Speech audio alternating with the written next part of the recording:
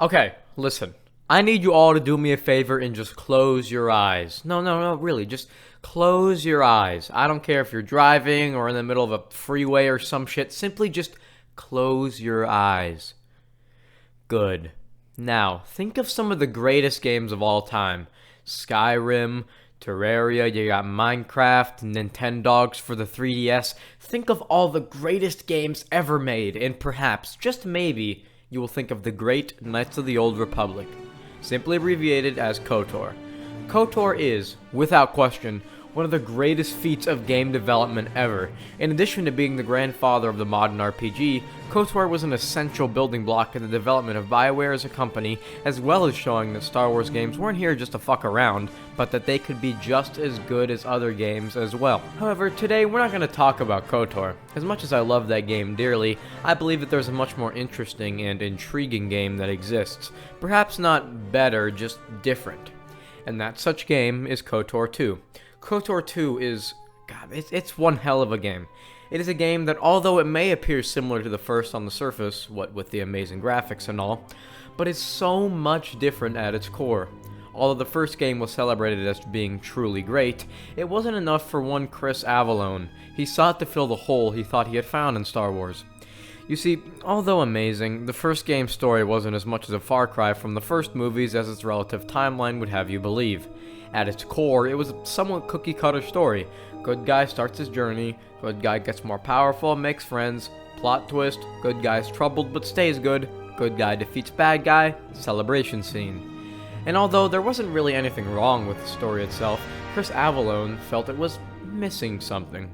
So he set out to make his own KOTOR game, one that would not take you on a whimsical adventure, but rather a grueling slog of painful reality and interesting philosophy.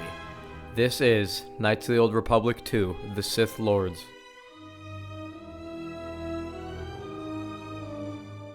Now, to add some structure to this video, I want to make this abundantly clear.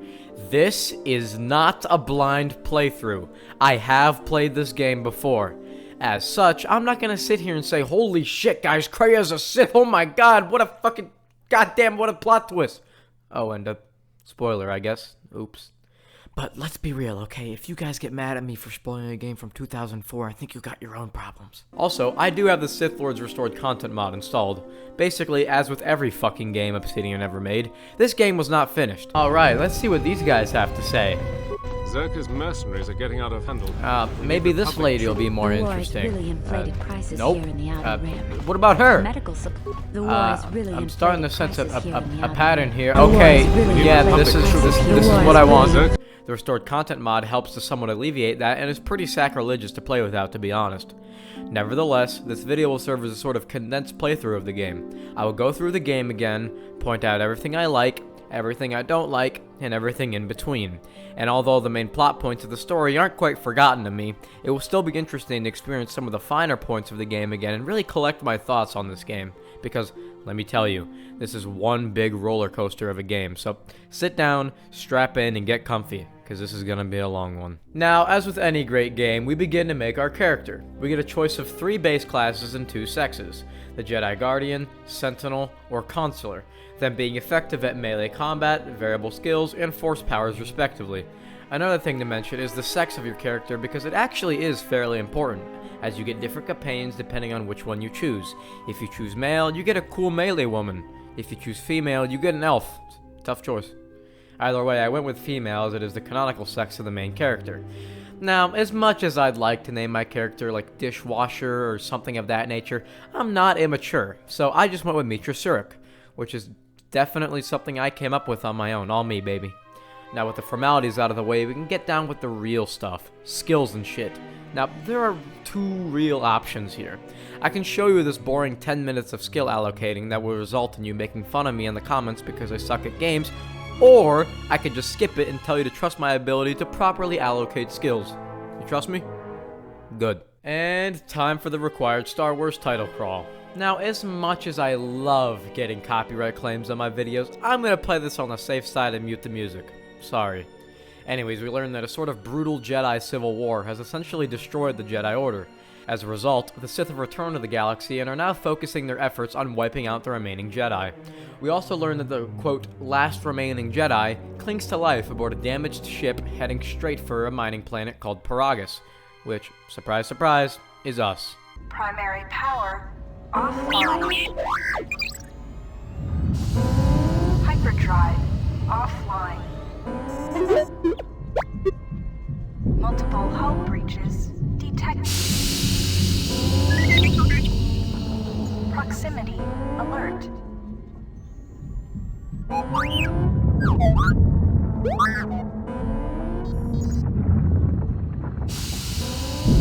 The Ebon Hawk is adrift in space after a terrible battle. Most of its crew are dead or dying. You lie in the medical room in critical condition. You won't survive long without medical attention. The hyperdrive is damaged. Main power must be restored in order to bring the engines online and dock with the nearby Peragus mining station for much-needed repairs. Your fate and that of the Ebon Hawk depend upon T3M4, a lone astromech droid. Return to this location at any time to skip the prologue. Now, do I look like some bitch who needs a tutorial? Anyways, we wake up among a slew of dead bodies, or maybe they were just sleeping? Maybe they were playing the new Avengers game. After awaking, I make my way forwards, and I find my first loot of the game. Oh god, what is it? What is it? What is it? 2 med packs! Fuck yeah! It's also here that we learn from Bruno Mars that apparently we are the, quote, only survivor of the Ebon Hawk, the ship we came in. Wonder how long that's gonna last. Anyways, I make my way into the morgue, get a sick plasma torch from this dead guy, and then an old woman disappears, reappears, and then awakens from her death. We learn that her name is Cryo, and that she and I are one of, if not the only survivors of a brutal attack that just took place. We were aboard a Republic ship called the Harbinger when it was attacked. Somehow we got onto the Ebon Hawk. Wounded and close to death, a droid named T3M4 managed to get us to this facility where we are now. We also learned through some interesting tidbits that we are an exiled Jedi. This is the first place where the storytelling of KOTOR 2 vastly contrasts to that of KOTOR 1. Instead of everything culminating in a big reveal, we are fed small parts of information throughout the game so that we may piece together the reality of our situation on our own. I'm not going to claim it's better or worse than KOTOR, as it's hard to beat the Revan plot twist, but it's a welcome change of pace. Anyways, we can't exactly just sit here and finger ourselves, because our attackers are very likely still looking for us. So, I get to walking. I run into the least interesting enemies ever programmed, and I find myself meeting a new face. Nice outfit. What, you miners change regulation uniforms while I've been in here? The man behind the face tells us his name is Atton Rand, a sort of scoundrel type who got locked up in this cage. We talk about the events of KOTOR 1, such as Revan defeating Malak and saving the Republic, as well as some context for this game, including the fact that an intergalactic bounty hunting organization calling themselves The Exchange has placed a massive bounty on all surviving Jedi. We also talk about how, I don't know, there's no fucking people around anywhere. So I let Atton out of his cell, and we get to work on busting ourselves out of here. Good thing we have Atton we learn that for whatever reason, this entire level has been placed under complete lockdown. Weird.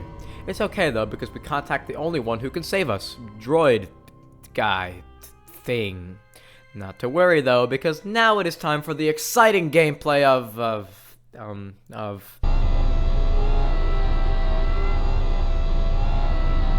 God, man, this just fucking sucks. No, but really, this fucking sucks. Listen, I'm gonna go ahead and spoil the video for you by telling you that I love this game. But I could hardly think of a more terrible start to a video game. This entire section at Peragus feels like I'm serving a fucking prison sentence. Whereas at least in prison I have to drop the soap to get a cock in my ass. This game starts you with a dick in your colon without any choice. I mean, I could hardly imagine the sheer amount of people who just straight up stopped playing this game because this entire section is just so goddamn boring. The story of how we got here is boring. The story that happens here is boring. The two characters we meet, Cryo and Atton, start off kind of boring. The enemies are boring. The environment is boring. Everything just sucks a huge cock on this rock. And it wouldn't be half as bad if it wasn't like 4 fucking hours long. What were they thinking? Anyways, the droid does some stupid, uninteresting shit. I find clothes, much to Atton's contempt.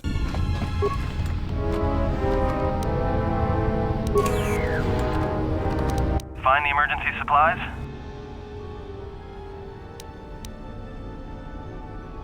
Damn it. I do some stupid, uninteresting shit. I meet this rip-off HK unit who clearly is not the bad guy. I heard his dying screams as the droids he tended turned on him, mining him like a piece of asteroid rock. And then the only good part of this entire planet happens. Ooh yeah, shuffle baby. I mean, really? Sure, it's better than the last game where you move slower than horse vomit flowing through an ostrich, but what the hell is this animation? They didn't even bother to make another one. They just said, alright, fucking speed it up, boys. God damn. Okay, but it's not all in vain though, because now we are introduced to the first main villain of the game, Deadpool. God damn it, how'd he get here? No, but for real, the guy's name is Darth Sion, and in all honesty, that's a pretty badass entrance. You know what isn't badass? This cutscene that plays for just way too fucking long.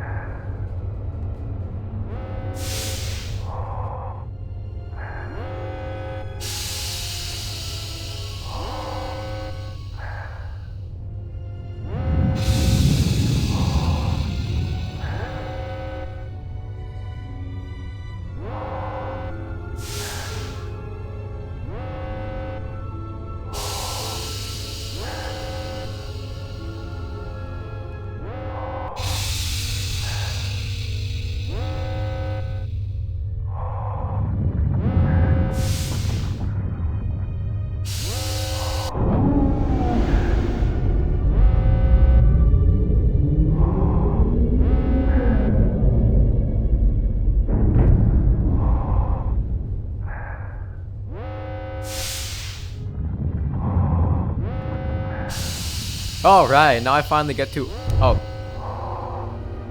He has come. Yeah, okay. Thanks for that, cryo. Can I play the fucking game now? Anyways, I comically wobble my way across the rest of the scaffolding and finally reach the most important character yet. The guy who the devs wanted to make look like an idiot.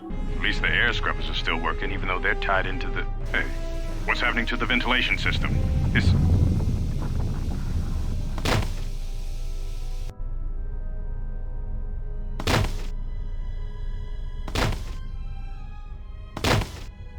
But I suppose you want to learn about the rest of what happened here. No? You don't give a shit? Well, too bad, okay. Basically, some miner guy named Korta sabotaged the rest of the miners, killing them with toxic gas after the facility went down into lockdown when the droids started killing everything. Then, right as Korta and his group were about to escape, a familiar-sounding droid betrays them and sends a bunch of big boys to take care of the lot. Anyways, this is the point at which we have the option to do a puzzle. Or we can just fucking smash the computer into tiny chunks. Guess that works too. Why even program a puzzle if you could just skip it? Afterwards, we regroup with Kreia, and we learn that the men in black are following us, using stealth technology. What a bunch of bitches. After, we get the biggest plot twist of all time. You thought the Revan twist was crazy, but wait till you see this. You ready? Okay. The HK droid, who is obviously not the guy trying to kill us, is the guy trying to kill us. I'm like, sweet heavens above. What a shock to the system. Clarification. Assassin droid is such a crude term, Master, reserved for Durasteel drones uploaded with only the most archaic kill programs. The function I perform has been referred to as wanton slaughter. I prefer to see it as a means of facilitating communication, resulting in the termination of hostilities. So yeah, the droid tries to kill us, so we kill it back. Kreia just straight up fucking dies. Systems failing. And we finally get on board the Harbinger once again. This time with a Sith Lord on it. Now another cool thing about this game is the influence system. This, at the time, was just simply revolutionary. Basically, companions throughout the game will either disapprove or approve of your actions and dialogue choices, either with them or with others. In addition to this, certain things such as dialogue and sometimes even whole-ass abilities are locked behind whether or not you have a high or sometimes even low enough influence with somebody. This is a great system, and it adds a lot of complexity to the game, and it makes you think through every choice and dialogue option more carefully. I get yelled at by Kreia for thinking too long, we kill some of these Sith assassins, which really suck shit at their job, by the way, and Atton literally tells us to our face to save the game. I have a bad feeling about this.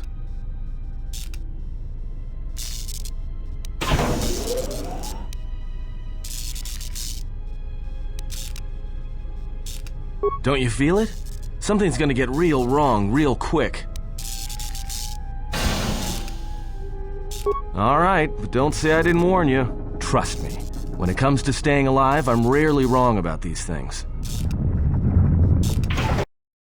What even is subtlety? Afterwards, we finally have the pleasure to meet Scion, and we can also infer that he and Kreia have somewhat of a history.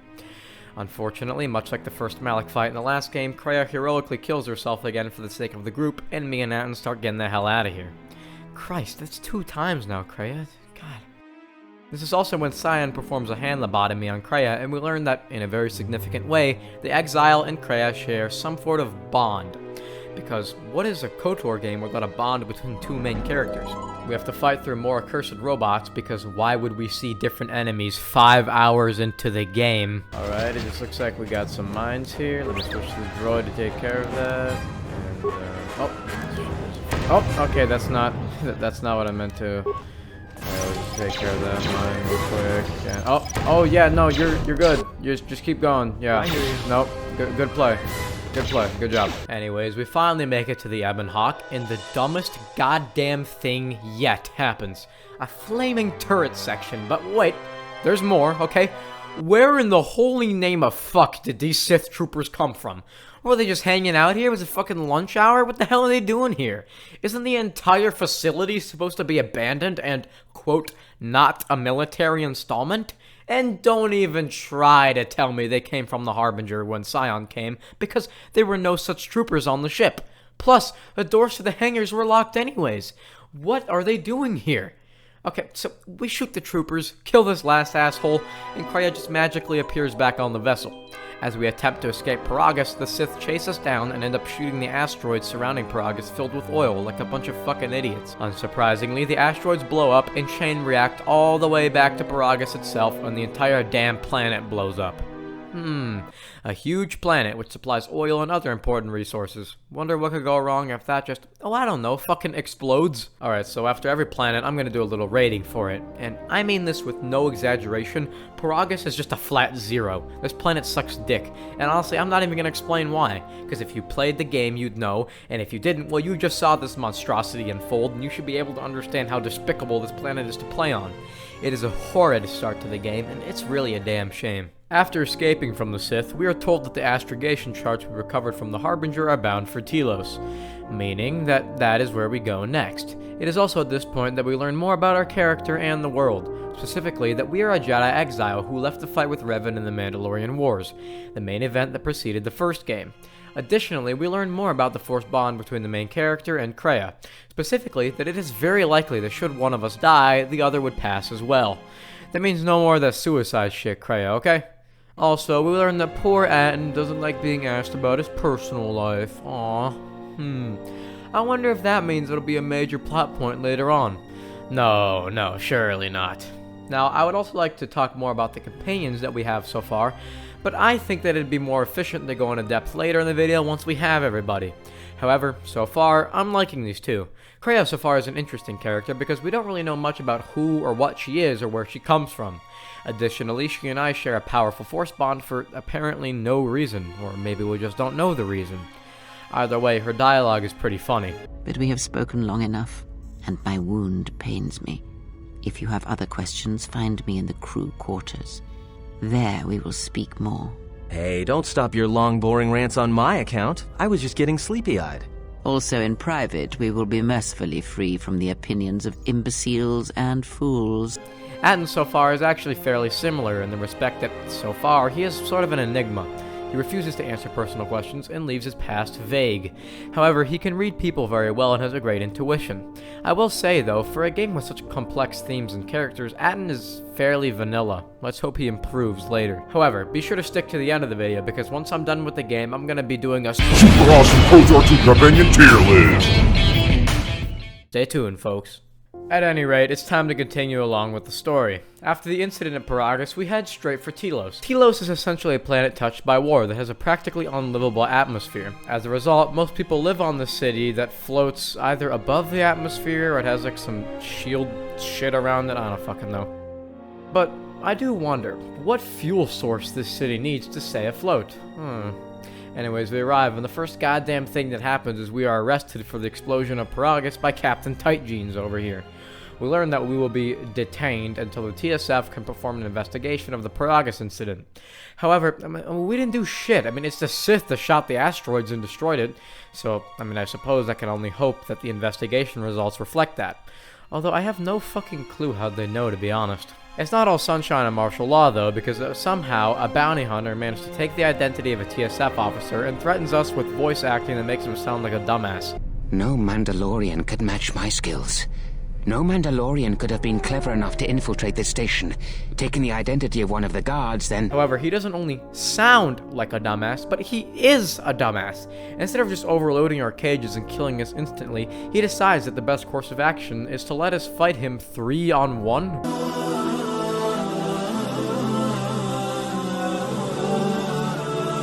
Anywho, the guy fucking dies, and we berate the TSF officers for letting this idiot infiltrate their ranks. And judging by his plan of attack, I'm guessing it didn't take much to convince these morons that he was a TSF officer. Afterwards, we are sent into a secured apartment for the rest of the TSF's investigation. In the meantime, me and Kreia have some real buddy time when the messenger for the space hippies arrives and tries to gain our favor. Now, that may have seemed a little confusing, so let me explain. As I said earlier, the atmosphere of Telos is beyond fucked as a result of war. So, the Ithorians of this planet, led by one Chodo Habat, are attempting to restore the planet. On the flip side, the space version of 1940s Japan, calling themselves Zerka Corp, led by literally Hitler, is trying everything in their power to fuck the planet irreversibly. Seriously, what sane person has those kinds of statues behind them? Looks like some shit Dr. Evil would have. Anyways, this is the obligatory Dark Slide set... Dark Slide? Really? Anyways, this is the obligatory Dark Slide slash... Anyways, this is the dude, fucking Anyways, this is the obligatory dark side slash light side. Yes, okay. Dilemma that every quest needs to have in Kotor. However, could we at least have some subtlety here? I'm sure there is some middle ground between restoration and tourist areas. In fact, they kind of sound like they go hand in hand. Why wouldn't you put tourist areas in the newly restored portions of a previously dead planet? Is everyone just an idiot? Anyways, the TSF officers return to inform us that the result of their investigations conclude that we are indeed in the green. However, since the Republic sucks Rodian cock, they're planning on making their own investigation, barring us from leaving the planet, although we can leave our apartment. After leaving, we learn a terrible truth. Much like the last planet, this one sucks dick. Come on. The devs couldn't have thought of another color but fucking gray again? 10 hours into this shit and all I see is gray. And much like the last planet, everything you do here just sucks. Nothing interesting happens. Hell, people think that Terrace is the worst planet of the last game, but this shit's even worse. At least Terrace is a cool contrast between the busy upper city and the dangerous undercity, and that racist guy. That is why I, Gorton Kodu, have formed the Anti-Alien League. The time has come for action. We cannot sit idly by while aliens blight our glorious planet. In this game, Telos is just one note. Shit. Anyways, I decide not to side with 1940s Japan and go to talk with Chodo Habat.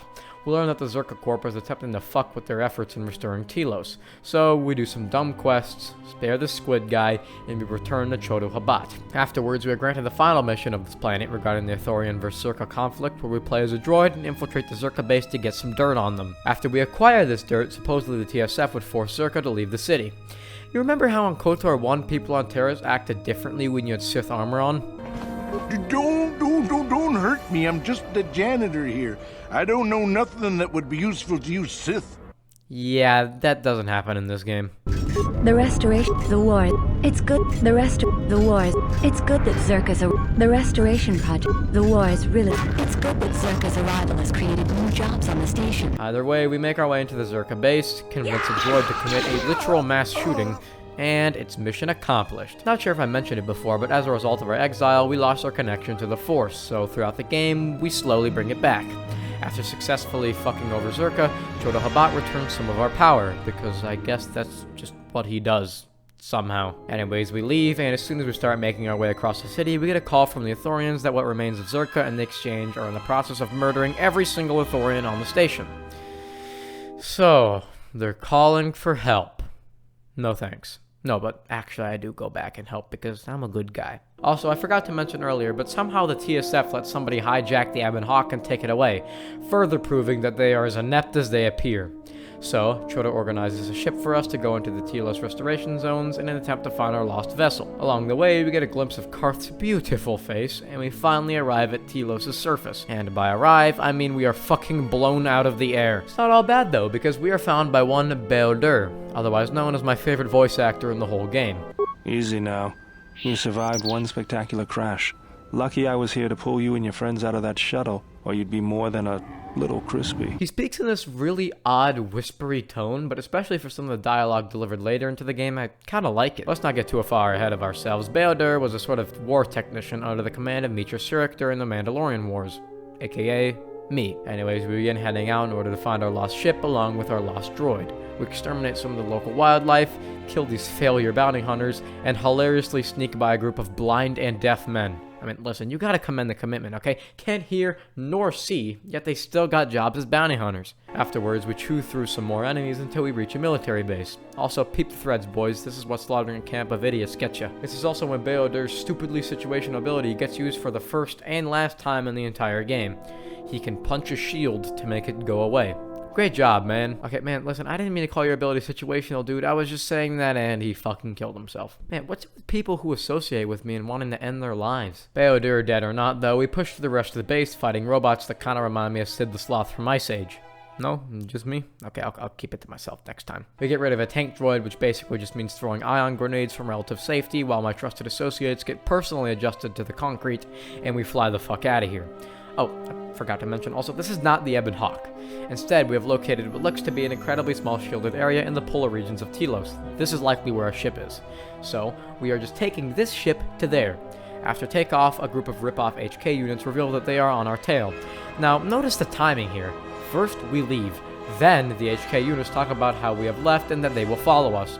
So can someone please explain how in the ever-living shit they arrive before us and shoot us down for the second time in one day? I mean, it seems nitpicky, but it just kind of feels lazy to me. In any case, though, they talk about how they'd love nothing more than to resize my asshole, and they do just that a few more times than I'd care to admit.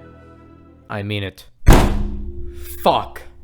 However, using the power of loading back to a previous save and literally doing the exact same thing, we finally defeat the bastards. God, hopefully that's the last of the HK units hunting us. I feel like it would be kind of annoying and lazy if at every planet after this we have to fight through the same group of droid like 60 times. Yeah, no, you hear that, John? It's called like foreshadowing or something. You see, I'm clever because it's like, you know, I wrote that in the script, but like we actually are like later in the video we're gonna see. Anyways, what remains of our crew gets picked up by women with glow sticks, and we are imprisoned for like the 10th time now. This is starting to feel like the beginning to a goddamn Elder Scrolls game at this point. Oh God, what is happening? Wait, no, Todd Howard, please, no, leave the game alone, Todd. Don't do it. Don't do it. No!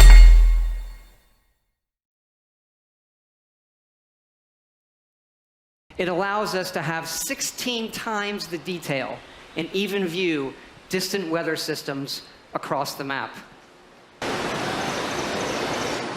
That aside, though, we learn that this is a, quote, Jedi Academy. Although there is only one Jedi here, and the rest are handmaidens which cannot feel the Force. Additionally, we get some fun bonding time between Cryo and Atten, where we learn a lot more about our two companions. Why is it that everywhere we go, I end up in a cell? I mean, why did they lock us up? What is this place? It is a training ground for Jedi. What? This ice hole? Yes. It bears the semblance of an academy. But where are all the students? Curious. You've got to be joking. What is a Jedi Academy doing out here in the middle of nowhere? It is a place hidden from the galaxy like the Academy on Dantooine. But this place...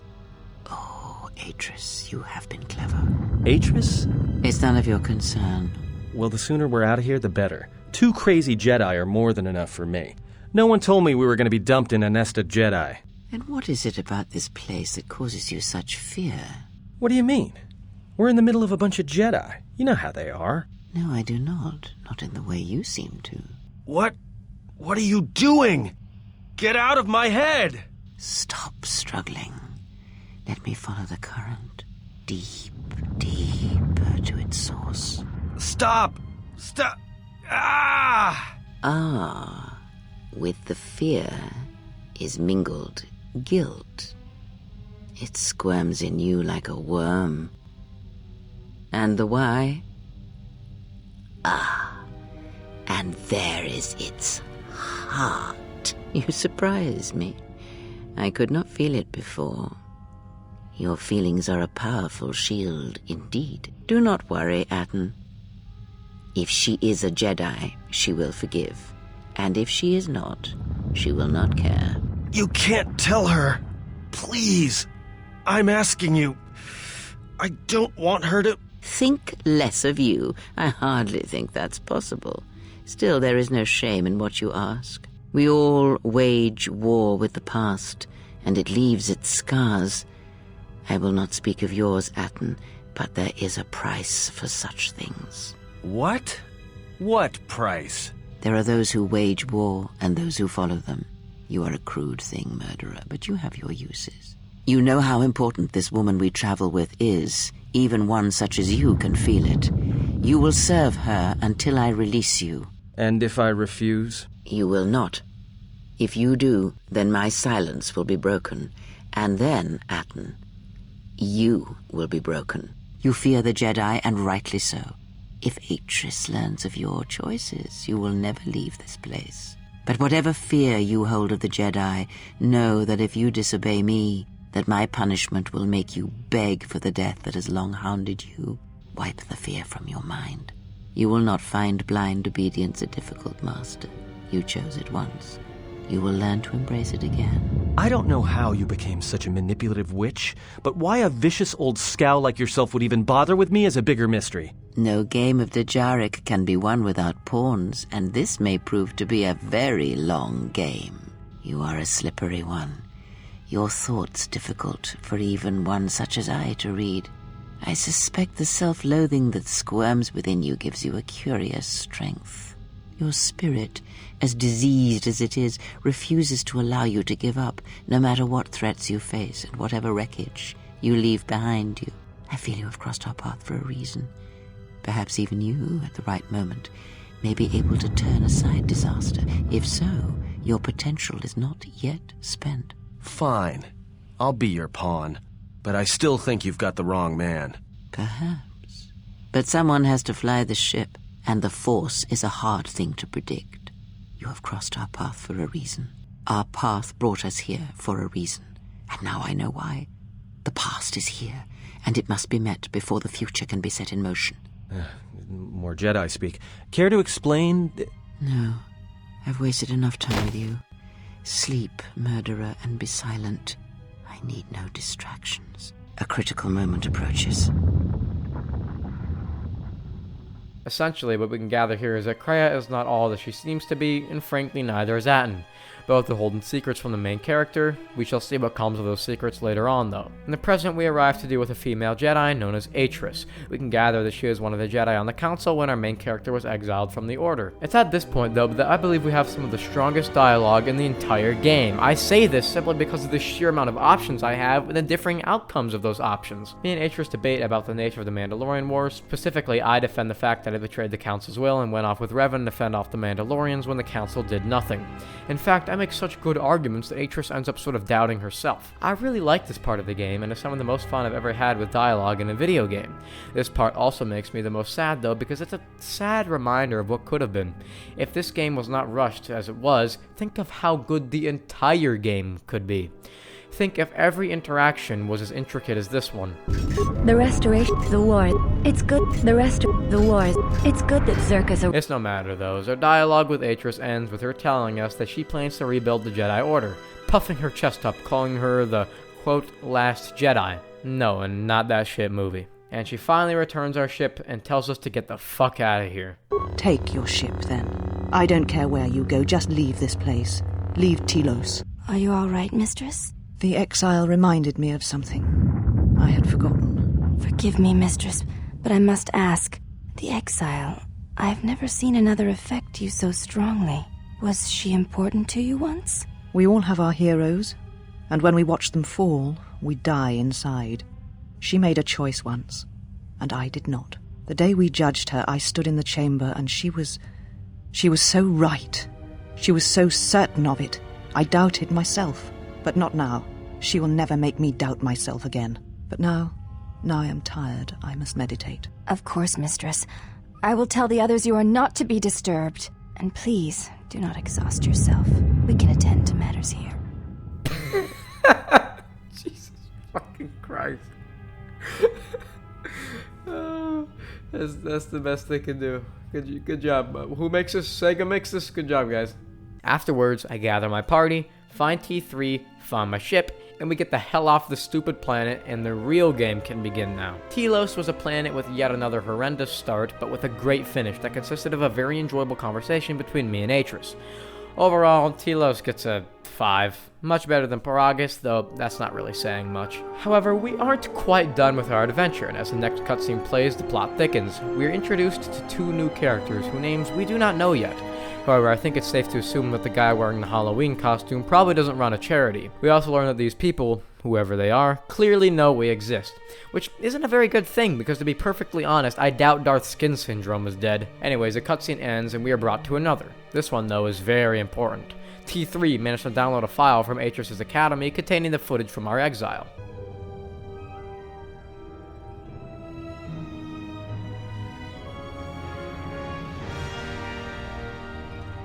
Oh, really? Listen well, slut. I am Jarl Balgruuf, and I be ballin', Jarl Ball. In this recording, we see ourselves, well, getting exiled. Basically, at this point, the Mandalorian Wars were over.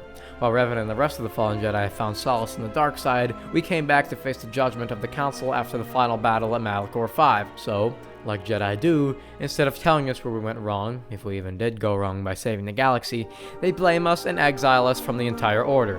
God, what a bunch of asshats. I mean, really, time after time, the Jedi's complete ignorance leads to the rise of Dark Lords of the Sith. For supposed guardians of the Force and bringers of peace, they're really shit at their job. But, okay, whatever. We also learned that after our character leaves, the Council has some additional discussion, specifically hinting that there may be a few more reasons I was exiled than just because I followed Revan. It's no matter though, because the cutscene ends and we can return to normal life aboard the Ebon Hawk. Got a minute? I'm a little busy here. What is it? Won't take more than a minute. Alright, I'll work while you talk. Look, your friend, the Jedi? You know her from way back, don't you? How much do you know about her, really? Her? You mean the General? Yeah, during the war. If that's what you mean by way back. Can't say I know too much about her, though. Better than anyone else on this ship. Just give me your opinion, okay? And don't laugh. I'm trying to work here, Atten. I was just wondering if you thought maybe she and I might... You're being serious. You said you wouldn't laugh. You are being serious. Atten, she was a general. I was just a tech. Your guess is about as good as mine. Well, what's your guess, then? I'm getting back to work. Hey! I'm being serious here.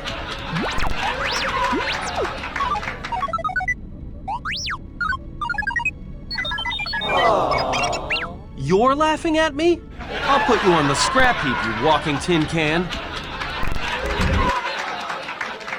We have now reached the point of the game that I have the opportunity to travel to whichever world I wish. The world choices are as follows: Korriban, Onderon, Dantooine, and Nar Shaddaa.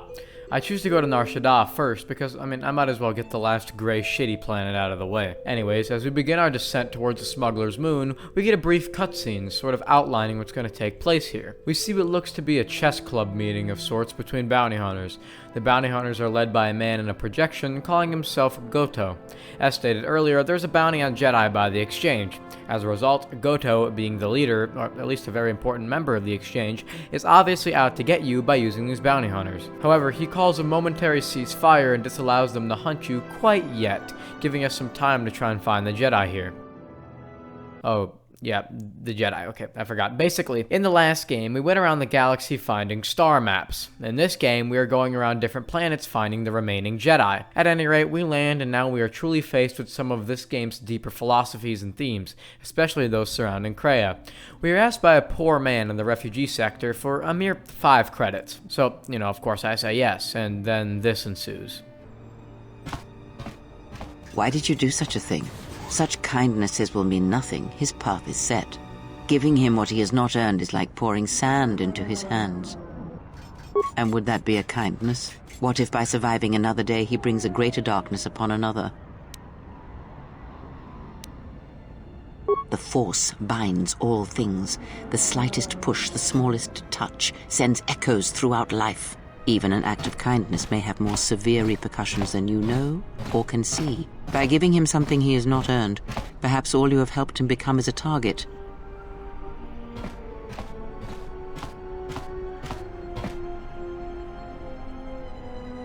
Seeing another elevated often brings the eyes of others who suffer. And perhaps in the end, all you have wrought is more pain. And that is my lesson to you. Be careful of charity and kindness, lest you do more harm with open hands than with a clenched fist. This is an awfully interesting perspective, considering it's a piece of Star Wars media. Now, I'm not claiming she's right or wrong, because in some ways I agree and others I don't, but whether you agree or not isn't the point. I love this about this game because it simply refuses to bind itself to this false dichotomy that Star Wars has sort of cornered itself into. Basically, in other games/movies, light side is good and helps everyone and is so awesome, while the dark side is supremely evil and would watch their own parents burn in acid for their own sick pleasure. Generally, there's absolutely no in between.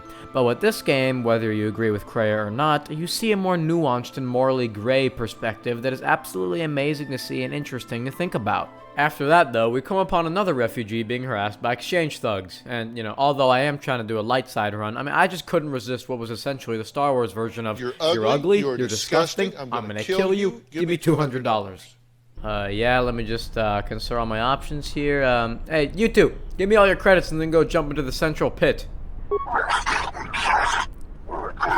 Jesus fucking Christ.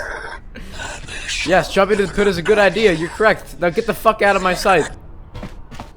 Bitch. What do you mean dark side? I didn't do anything. What'd I do? I didn't do nothing. Listen, you're welcome, buddy. You're welcome. Okay? Saved your ass. How did you do that? I helped you, man. Stay away from me.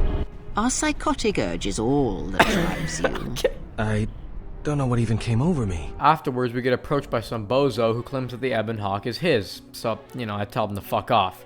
I get scolded by Kreia again for not letting somebody die. And what do you think you have accomplished here? Did you just help someone get their child back? They're literally going to die tomorrow. And now I'm in the refugee sector for good.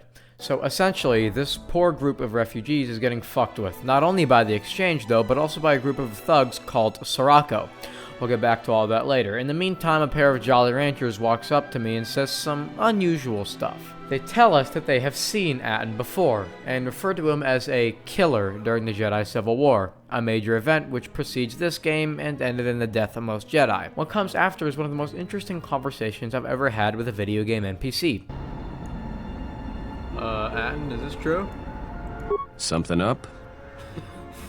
Yeah, something is up, bitch. Alright. Yeah, I met someone on Nar Shaddaa. It was like, God, it was right around here somewhere. It's not... I'm literally looking at him. Atton talks about what he did during the Jedi Civil War, aka the events of Kotor 1. He saw how the Jedi Council did nothing during the Mandalorian Wars and went off with Revan to fight them. Afterwards, as Revan and his army became Sith, Atton joined them. During the events of the Jedi Civil War, Atton admits to not only killing, but torturing hundreds of Jedi. Honestly, he sounds kind of psychotic the way he talks about it. Then, a Jedi came to save him. She told them that Revan brought Force Sensitive to a secret place in the Outer Rim to break them, and that Atton would be brought there because he himself feels the Force. He didn't believe her and tortured her. Just as she was on the brink of death, the Jedi opened his mind into the Force, and for the first time in a long time, Atton could truly see. She died, but Atton managed to escape. He fled his old life and ended up on Nar Shaddaa as a refugee of war. Many things happened, and then we meet on Peragus, which catches us up to where we are now.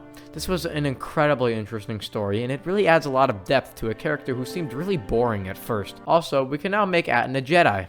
Nice. All that aside though, I begin doing some actual quests for this place. What better place to start than invading the rival gang Sirocco and convincing those idiots to attack the exchange and kill themselves. Hey guys, listen, I got a plan to help you deal with the exchange. Do you now? Suppose I were interested. What's this plan of yours? My plan? Just fucking run in there. No, just fucking die. That's my plan. Good plan? Okay. After that, I also convinced Sakwesh, the exchange boss of this sector, to chill out and let the refugees live their lives. He says, okay, yeah, sure, whatever. Afterwards, we get a cutscene which shows that a gang of dickheads has apparently attempted to hijack our vessel. Conveniently, that prick who said he owned the Ebon Hawk tries to steal it at the wrong time. However, there's approximately a 0% chance I'm letting these lizard bastards take my ship, so I slaughter every single one of them and tell that other bastard to fuck off for the last time. Literally, right after, without giving me a chance to heal, the lady from the earlier cutscene barges into my ship and attempts to kill me. After a few attempts, I defeat her. After she falls, we bring her to the medical room and learn that she is a member of a species called the Miraluka, a practically extinct species that are especially in tune with the Force. We also learn that her name is Vsauce. Or is it? No, it is. Upon talking to her further, we learn that her master was responsible for the destruction of an entire planet full of people, and that he has immeasurable power. She also tells us that her master spared her, and that everything lives to feed his insatiable hunger. After that, I craft myself a yellow lightsaber because that is the best color, yes, I am willing to argue. And I go be a goody two-shoes for a while. Nothing too interesting. Just saving people's children from slavery and shit. After we cause enough trouble via not being the only evil person on this entire planet, we are invited by somebody named Visquis into the Jek-Jek-Tar.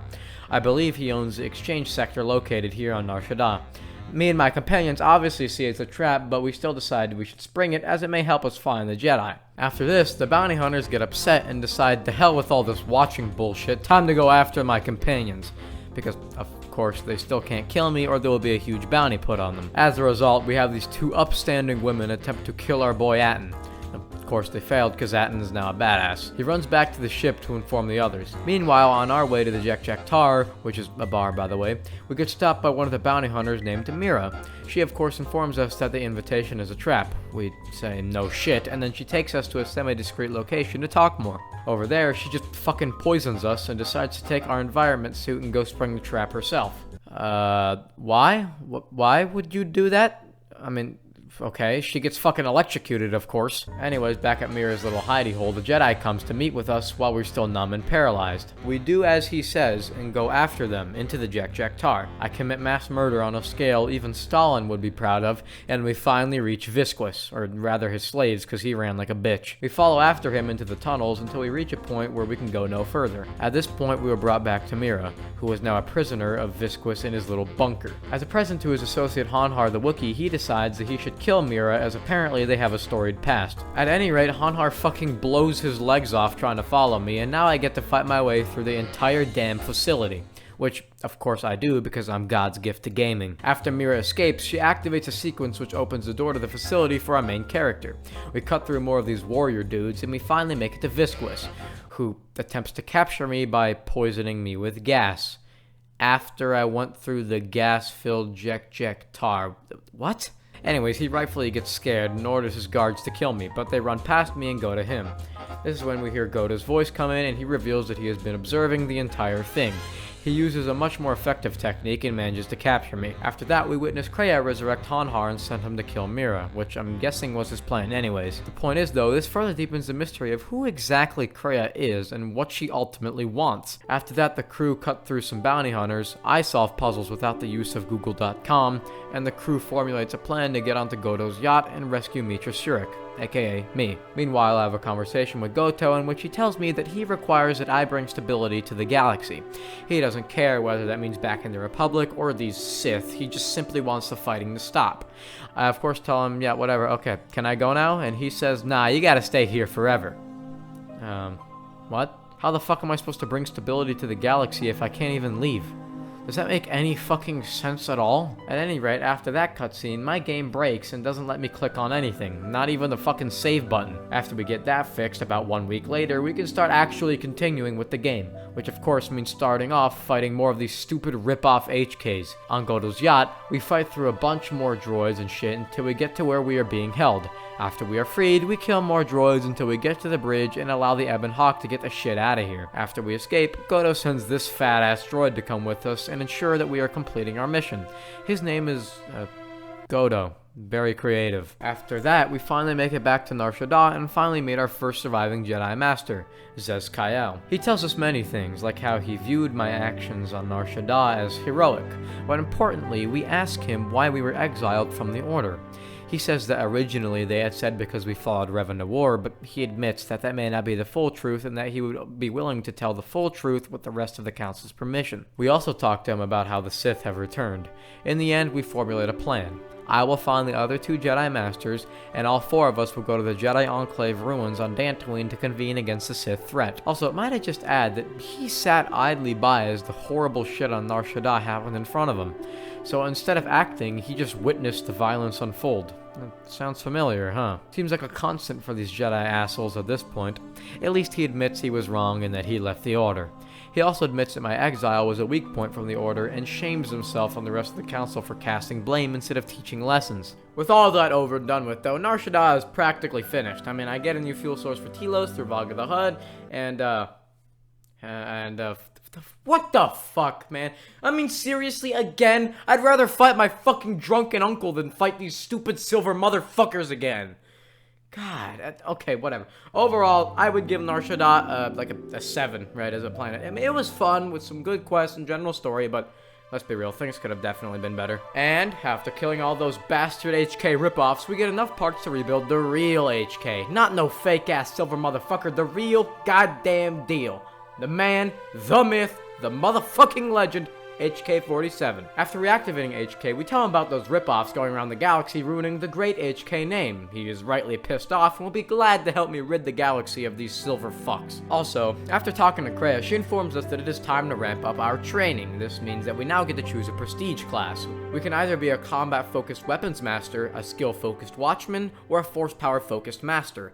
I chose watchman because it sounds cool and it's also a nice spot in between weapon and force-focused. After Nar Shaddaa, I choose to go to Dantooine next. Now, the situation on this planet is actually fairly interesting. After the events of the Jedi Civil War, there is no more Jedi Enclave. Instead, there's a pile of rubble that's in the process of getting stripped of everything it once contained. In general, most people here despise the Jedi because of the Sith bombardment that took place here during the war. In fact, if you even have your lightsaber out, people won't talk to you. Wait, hold on. Did you catch that? Hey, yo, John, rewind.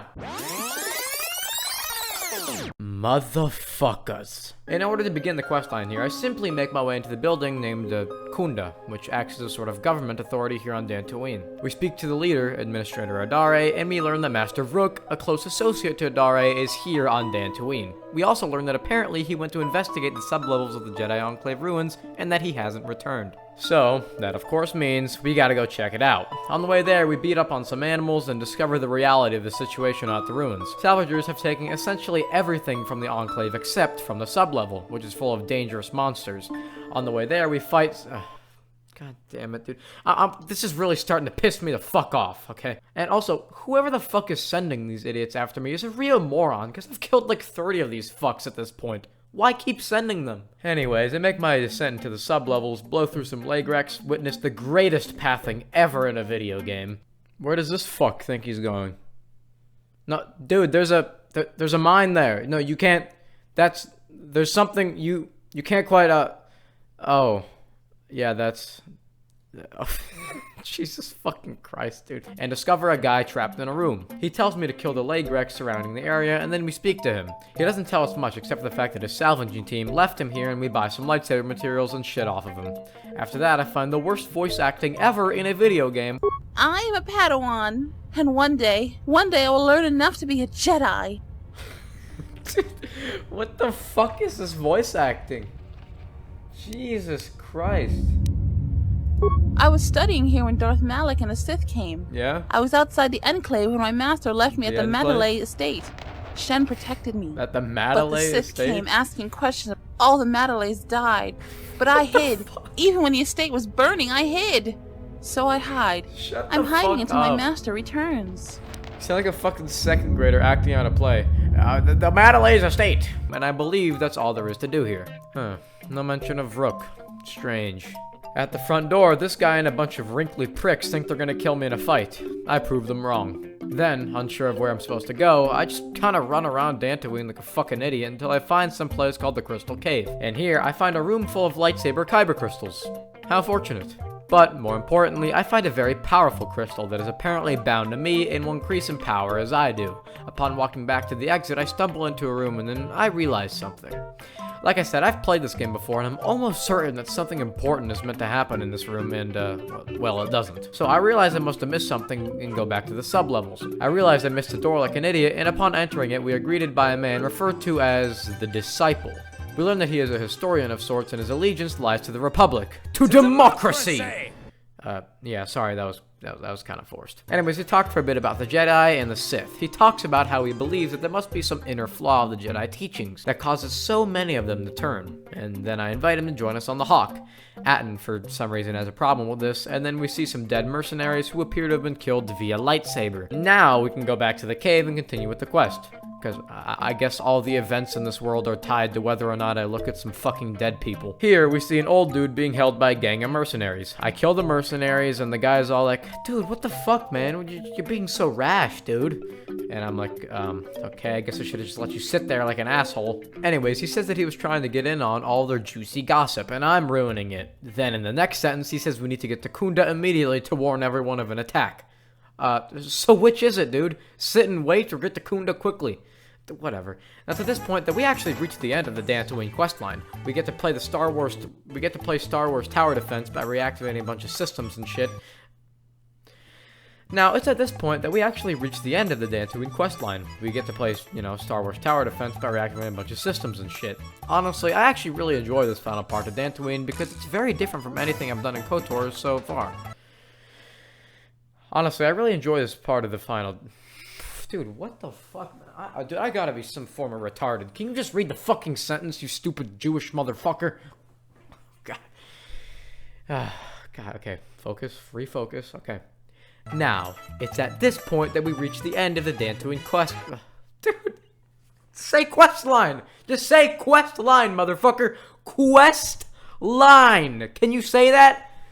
Okay, now it's at this point that we reach the end of the Dantooine quest line. We get to play Star Wars Tower Defense by reactivating a bunch of systems and shit. Honestly, I really enjoy this final part of Dantooine because it's frankly really different from anything I've done in KOTOR so far. Instead of constantly being on the offensive and inside people's asses, we are now on the defending position. We of course do this by reactivating turrets, setting mines, healing troops, and recruiting new ones who are like, yeah, I guess I'll like join the fucking government or something. Now it's the final parts of the preparation. I get to allocate where I want my troops to be, and I give a fully silent speech to the army. At last we are attacked, and may I just say, these people were woefully unprepared for my strategy of just repeatedly fucking melting them using Force Storm. Gotta say, it feels a little cheesy, but holy shit, is it satisfying to commit genocide at a scale that is just beyond war crime. With their leader killed, we are congratulated by Adare and can finally speak to the biggest asshole in this game thus far. Not only is Vrook just a genuine pain to talk to, but this privileged prick is gonna talk about how right he was when it came to the Mandalorian Wars. Homie was just gonna sit tight as all of the planets around him fell to the Mandalorians and be like, oh, well, it's not us, so we'll be fine. Fucking moron. Anyways, he says much of the same as the last Jedi we spoke to when it comes to why he was exiled, and we inform him of the return of the Sith. He, too, agrees to congregate with the rest of the Jedi on Dantooine once I have found all of them. He also teaches me a useless lightsaber form. Thanks, Gramps. Oh, I almost forgot. We get to fight these silver fucks again. Couldn't forget that. God forbid we go 10 minutes without fighting these guys. Anyways, that's Dantooine. It was far quicker than the other planets so far, but that really isn't holding it back. It's a relatively short and sweet planet that just gets to the point, and I can respect that. 7 out of 10. Now, the next planet after that is Onderon, so I gather my crew and begin traveling there. Once we arrive, we are met by a sort of military blockade. After we get a transmission from somebody by the name of Colonel Tobin who claims they were expecting us. Anyways, Tobin's all like, bro, it's time to die, dude. And he sends a bunch of fucking ships at us. And of course, this now means that we get to play in a turret section that I could only describe as one word. Primal. Gameplay. After that shit show, though, we can't exactly go to Onderon. We are forced to land on the nearby moon of Dxun instead. Dxun is a forest moon of Onderon, and it is one of the many planets touched by the Mandalorian Wars. Rumor is, Mandalorians even still live here. But we can't exactly just finger ourselves in the ship, we gotta start making a move on, and just like any other planet that's even remotely green, we have to fight through waves of demented sci-fi animals until we find some bounty hunters. They died. After a few more minutes of mindless slaughtering, we finally find some Mandalorians. Or, we stumble into some Mandalorians. Same difference. Anyways, they express surprise that anyone has come to Dxun, and they claim that they conquered this moon many years ago and are now using it as a place to rebuild the once great Mandalorian race. They also say that their leader has expressed interest in meeting me and to follow them. We finally arrive at the camp, which, looks, shit. I mean, really, what the fuck happened here? I mean, I get that shit can happen, but are we just gonna leave the wall wide open? Whatever.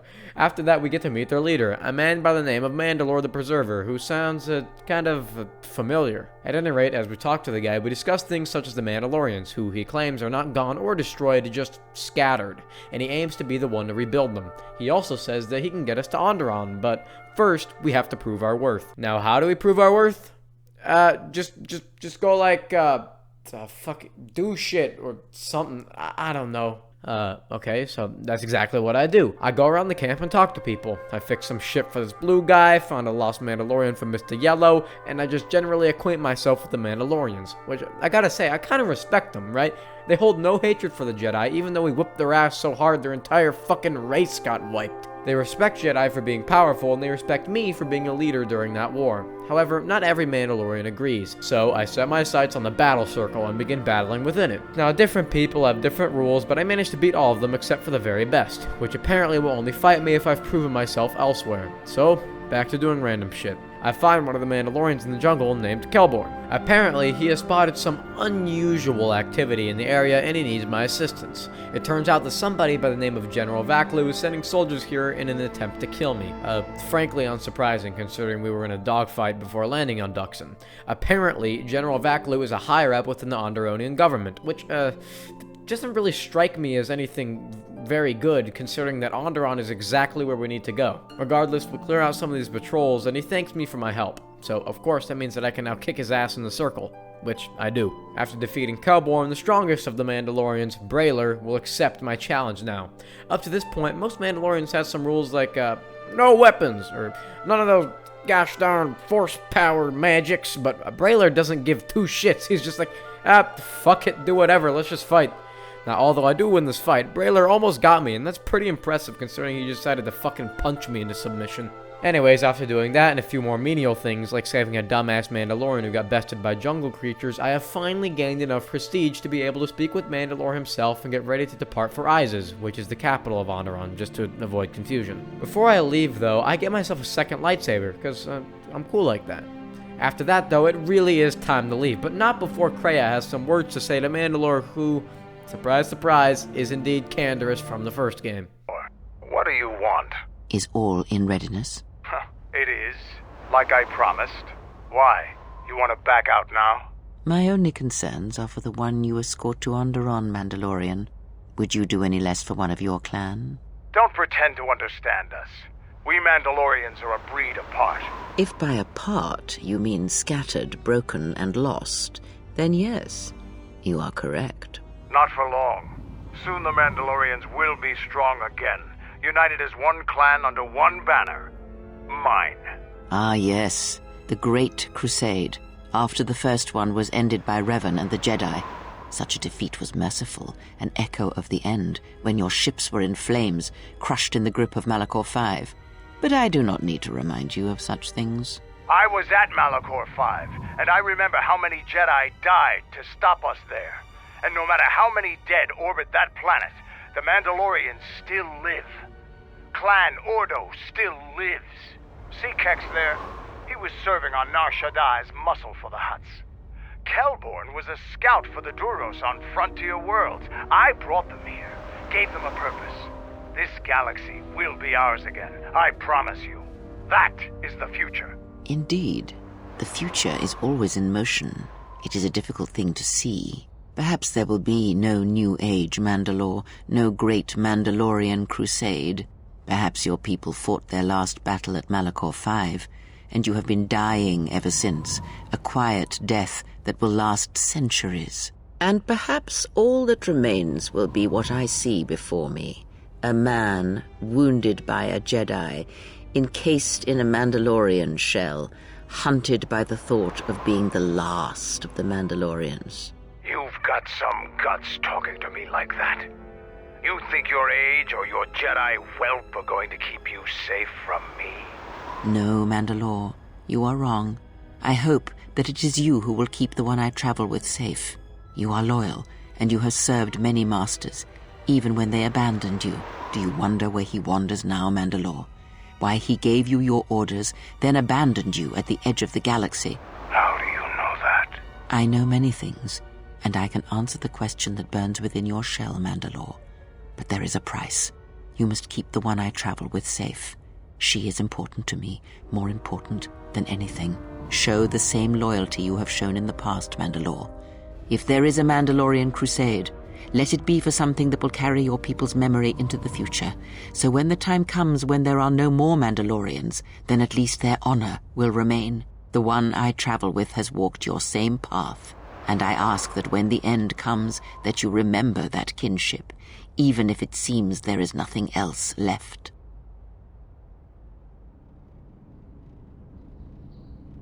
Forget the Jedi. Keep your eyes on her. After that, the Mandalorian camp is attacked by cloaked Sith, and after fighting a few, we leave the rest of the Mandalorians and finally go to Iz's. Upon arrival, we learn that the city is basically a healthy gust of wind away from complete fucking chaos, and there is much civil and political unrest. It's so bad that General Vaklu is apparently very close to just straight up declaring martial law. It might be best if you do the talking around here. The Onderonians have a mixed view of Mandalorians after we conquered their world. Which is exactly why I'm wearing a full Mandalorian combat suit. At any rate, Mandalore says that he knows a doctor here by the name of Dagon Gent, and that our first order of business should go talk to him. I arrive in Iz's, and the first thing that happens is I talk to a beast rider. We have a mostly pleasant exchange until this lobotomite lets his animals escape their cages. I slice the animals in half, and I can finally get into the city proper. The guard is all like, "Alright, yeah, you can come in, but just don't lose your starport visa. Yeah, gates open. Just make sure you do not lose the starport visa. Remember, do not lose it!" I wonder if the starport visas are going to be of some sort of great importance here. And just like that, the first thing that happens, people asking for my starport visa. Like, really? Oh, my husband is dead and my children have no home. Please help us. Bitch, get a fucking job.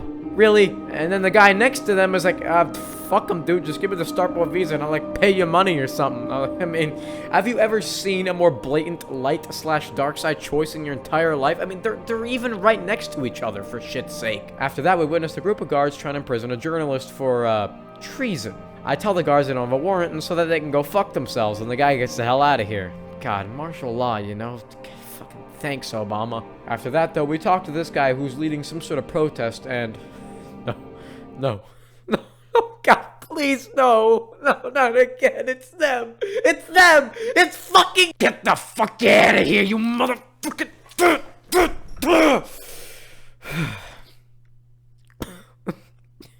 everywhere I go, everywhere I look, I see these silver fucks, every fucking time. Oh, okay. Hold on, you're okay. You're okay, buddy.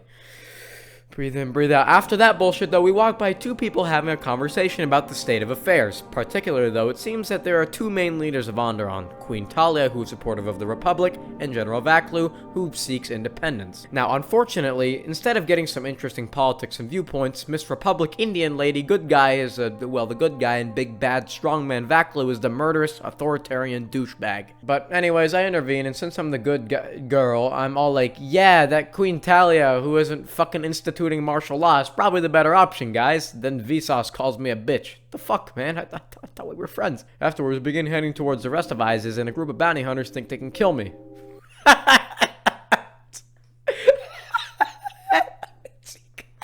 I walk into a bar and, what happens? Well, everyone and their fucking dead mom is begging me for a starport visa.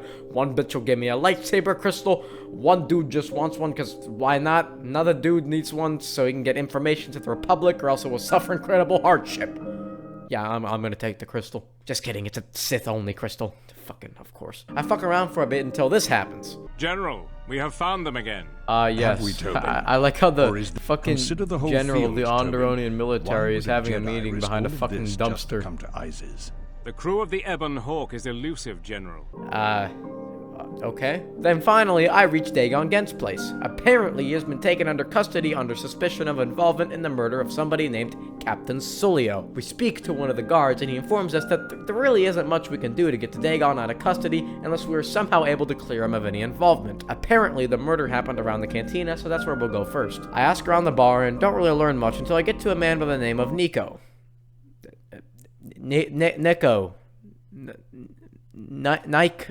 Nike. He tells us that Dagon is his friend and that he could not have done it because Dagon came out of his office on the opposite side of the courtyard after Sulio had already been murdered. Also, apparently they were all friends and teased each other often, which was apparently misconstrued by the guards as legitimate insults. This, however, is not enough to clear Gent, and we need to find some real evidence. So, we investigate the spot where Sulio died. Next to it is a broken droid that's head is missing.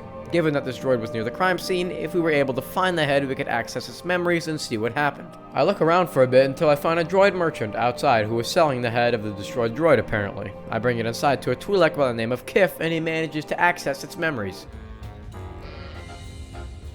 Hello there. What is this? Oh my, she's dead.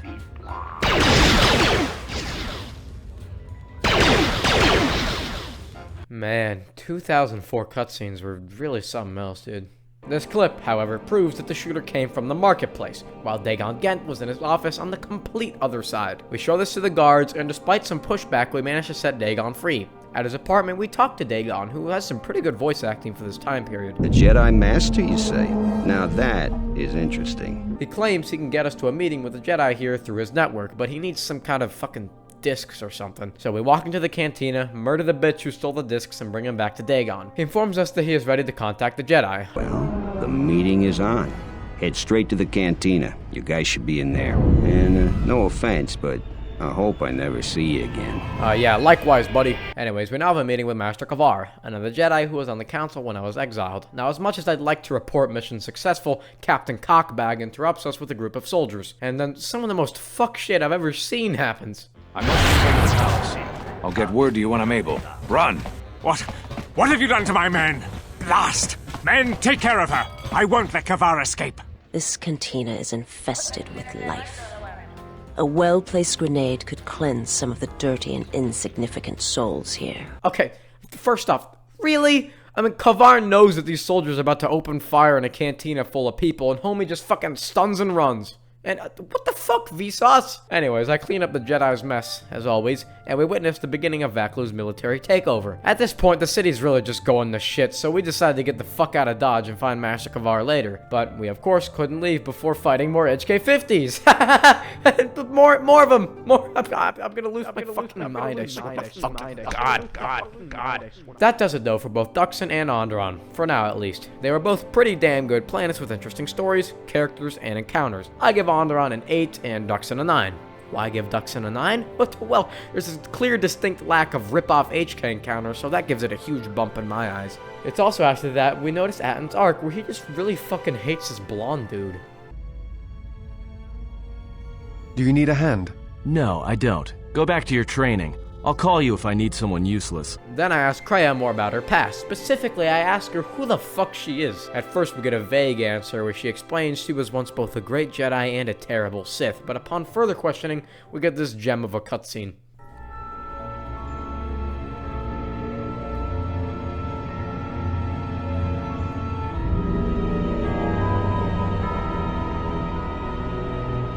There are dark places in the galaxy where few tread, ancient centers of learning, of knowledge, but I did not walk alone. To be united by hatred is a fragile alliance at best. Damn, okay, well there's our Sith Lord Scion. Oh, and number 2. Well, they're not fucking around, they're coming for blood. But my will was not law. There were disagreements, ambition, and hunger for power.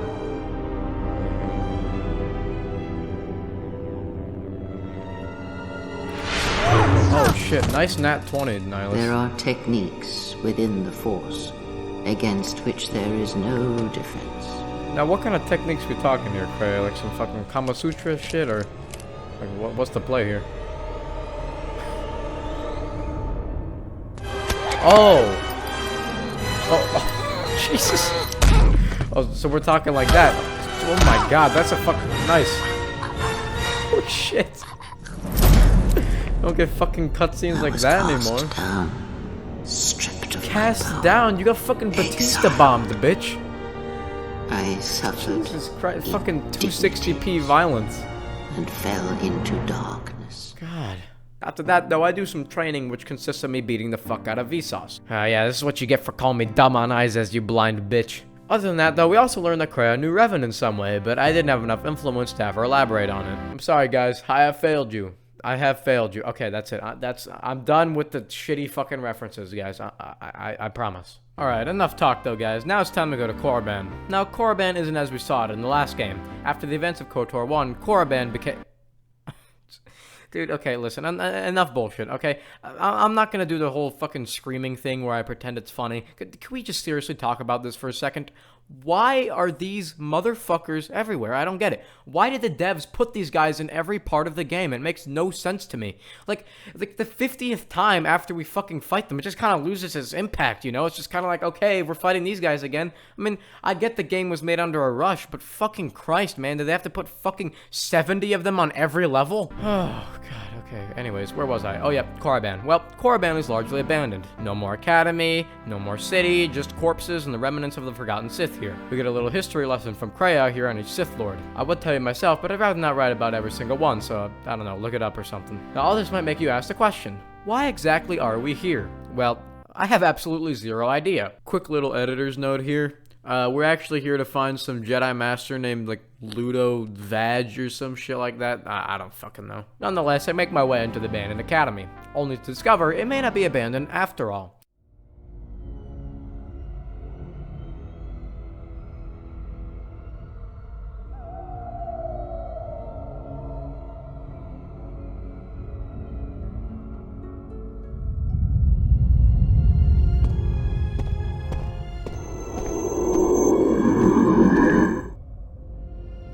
She is here. Find her.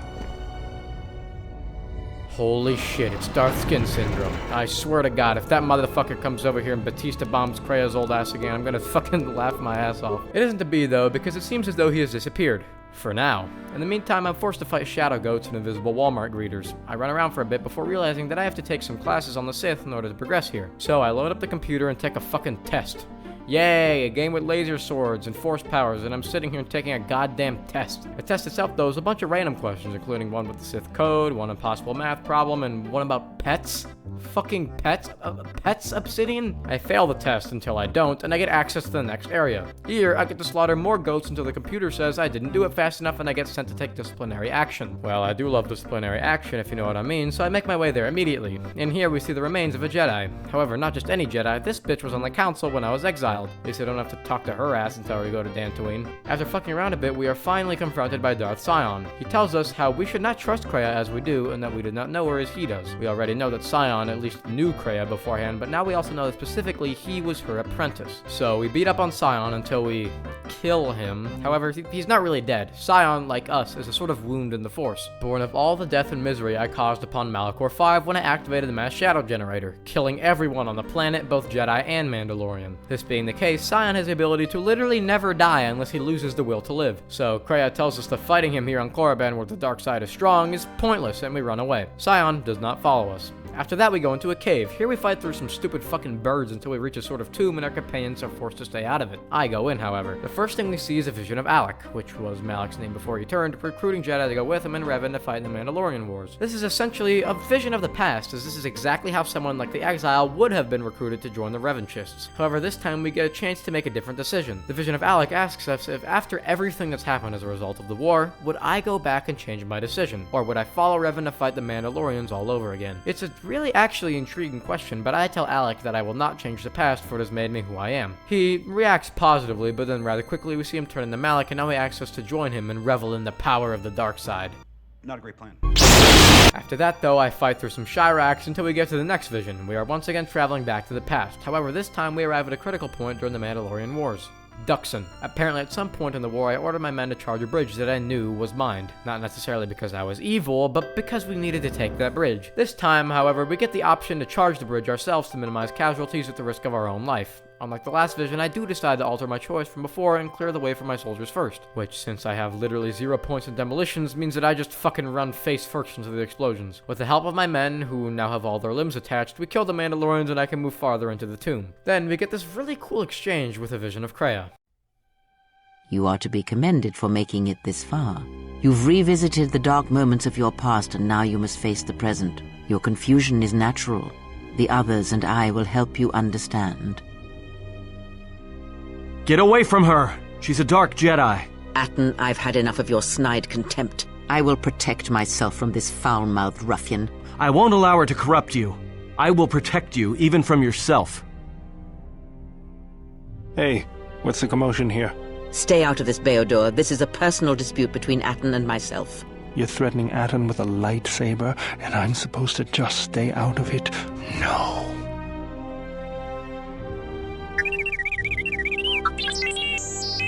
The three of you would challenge me? You sorely underestimate the power of the Force. Think again, Kreia. Your dark influence will end. Your friends are all arrayed against me. Will you stand for this? I will be honest with you. I have fallen to the dark side. Am I not worthy of redemption? So you will do nothing? Apathy is death, worse than death, because at least a rotting corpse feeds the beasts and insects. Apathy is death. Apathy is death.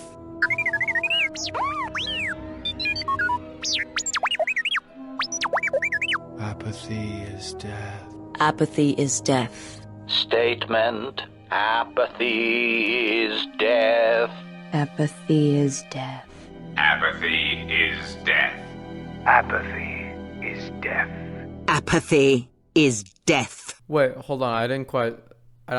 What is death exactly? Hey, John, what is death? Oh, okay. Thank you, guys. Apathy is death. This just in. It is certainly interesting, but also once again puts into question the allegiance of the one we travel with, as she apparently is presented as some sort of Sith here whom my companions are banding together to face. Foreshadowing ? Exclamation point. The next vision, though, is Darth Revan, and a version of myself who has turned to the dark side. I killed that fake bitch, and then the real motherfucker wants a piece of me. Oh, great, a vision of Revan. What's he gonna do, kick my ass? Oh, yep, he's kicking my ass. Sith Lord or not, though, Revan goes down all the same after I abuse this game's very abusable mechanics, and Kreia speaks to me through the Force. She explains that this tomb was essentially all a test, designed to show me the past in order to prepare me for the future. With that out of the way, though, I go and collect my loot. Oh boy, I wonder what it is! Yay! It's shit. With that shit done, though, this planet is done with, and probably the most shocking thing yet happens. There isn't another group of rip-off HKs. Hallelujah. Once we get back on board, we are immediately met with T3, who informs us of a transmission from the Mandalorian Kelborn, whom we associated with on Dxun earlier. He says we must return as soon as possible. By the way, before I leave, what would I rate Korriban? Well, honestly, I'd probably give it like an 8 out of 10. Compared to the other planets, it's really incredibly short, but it's very to the point. I don't have to go around the map and do everyone's fucking dirty laundry to progress in the story. It's a very direct and quick planet with some really cool stuff that happens on it, so yeah, 8 out of 10. Now after that, though, we get to what is obviously one of my favorite parts of the game. Upon returning to Dxun, we speak with the Mandalorians who inform us that the time to return to Isis and find Master Kavar is upon us. Unfortunately, though, civil war has broken out on Isis, and General Vaklu and his Sith allies are doing their best to breach the palace and kill Queen Talia as well as Master Kavar. Before heading out, though, Kreia senses something else, a disturbance on the moon. The Mandalorians concur, but argue with Kreia on what to do about it. She claims that it is essential that we deal with the disturbance, while the Mandalorians think splitting our forces is tactically moronic. Trash talk ensues. Dividing our forces at a time like this is foolhardy. And this is why a common soldier will never triumph against a Jedi. Your military tactics are nothing compared to the Force. After that, though, we decide we must deal with the disturbance, and I have to send a group of 3 of my companions to do it while I head to Isis. Now, thankfully, I have been powering the fuck out of my companions, and I send my 3 most powerful Jedi consisting of Visas, Atton, and a Disciple to take care of it. On Dxun, we do a bunch of stupid shit, including sneaking through a minefield until we reach what looks to be some sort of temple structure. Our battalion of Jedi makes short work of the outer defenses, and now we enter the tomb of... What? Hold on. Okay, Google, enhance... The tomb of Freedin Nad? What's next? Do we invade the temple of Suck-Makak? I mean, Nad? Whatever. Inside the Tomb of Gonads, we see that some sort of ritual is going down. Not really sure what will happen when it's done, but I'm guessing we don't want to find out, so we head further into the tomb. Here we fight enemies such as Sith Soldier, Sith Commander Guy, and Sith Soldier but Red. We also find some puzzles, 2 to be exact. The first one is some sort of math puzzle, which I figure out using my supreme intellect. As a reward, I get, well, literally nothing. The second one, however, is some sort of letter bullshit that makes no sense at all, so I just keep guessing and reloading a save until I get it right. And what do I get? Oh, nothing. Okay. Me and my crew fight through more Sith baddies until we pull enough of Nad's switches to open the big gaping door in the middle. Here we find the sons of bitches doing the ritual. They break the ritual and attempt to have us join the dark side. I tell them to go suck on Freeden's Nad. Okay. I'll stop now, I promise. And we fight. Now, I won't lie, I may have initially underestimated the strength of these guys, but by using a war tactic even Sun Tzu couldn't think of, I end up beating them.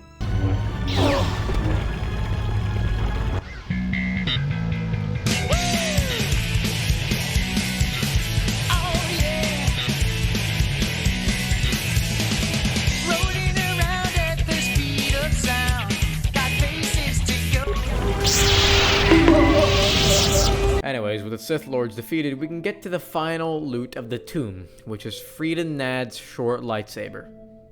Freedin Nad's short lightsaber. I'm fucking done, dude. Chris, you're out of pocket for this one, man. I mean, fuck. God damn it. With the tiny dick of a Sith Lord secured, though, we speak with Zarga, who congratulates us on our victory. Now, note, this is supposed to happen as the events of Isis take place, so after talking to Zarga, we get sort of sent back in time, and now we play from the perspective of our main character. And the first thing I hear is some bloody good news, bruv. We get to fly into Isis on a Mandalorian Basilisk war droid. Now that's badass. Now, unfortunately, it's more or less just transport, so we don't get to shoot it or anything, but it's still nice to pretend, I guess. Enough of that, though, because shortly after that, we land in the midst of a civil war right on Isis, and we encounter some of the most strangely placed dialogue ever. Like they still remember us. Yes, right now specifically does seem like a great time for a conversation, Mandalore.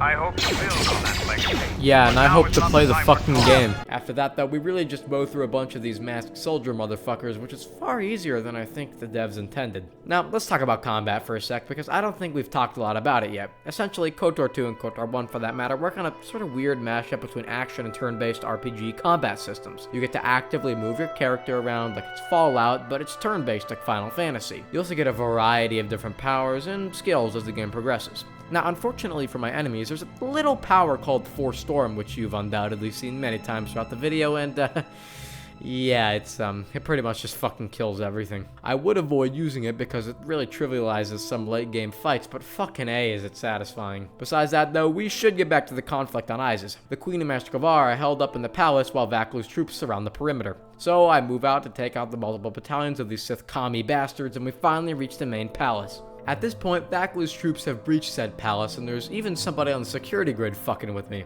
The only thing they haven't breached is the throne room where Talia is held up. This room is being blocked by a shield. So, what is Vaklu's plan to get rid of the shield? This is the plan, okay. Absolute degeneracy aside, though, in order to get to the big dumb animal, as well as the thing trying to break the shield down, we have to fight through more useless idiots around the place. We do that until we reach one end of it, and, who do we find here? Oh my god, holy shit, it's Kif. It's the guy from the cantina earlier. Now this shocking development was so surprising that the game was speechless. No, like none of the characters produced any noise. So, you know, I reset the game, rescued this nice black man, and then I get started going into the other end of the palace. Once again, I absolutely melt any and all opposition, and then I steal a bunch of crystals and shit from Talia's museum. I doubt she'll notice. Finally, though, I reach this end of the palace where this guy tells me that I need to go to the other side and transfer all security functions here. Thankfully, my ass already went that way, so we're just able to finish up everything here. With the security functions at our fingertips, we open the door and we can finally confront Colonel Tobin and the remainder of Vaklu's forces. After confronting Tobin, we get probably the most unintentionally funny scene I've ever witnessed in a video game. Watch out! I've lost control of the beast! Oh shit, everyone run!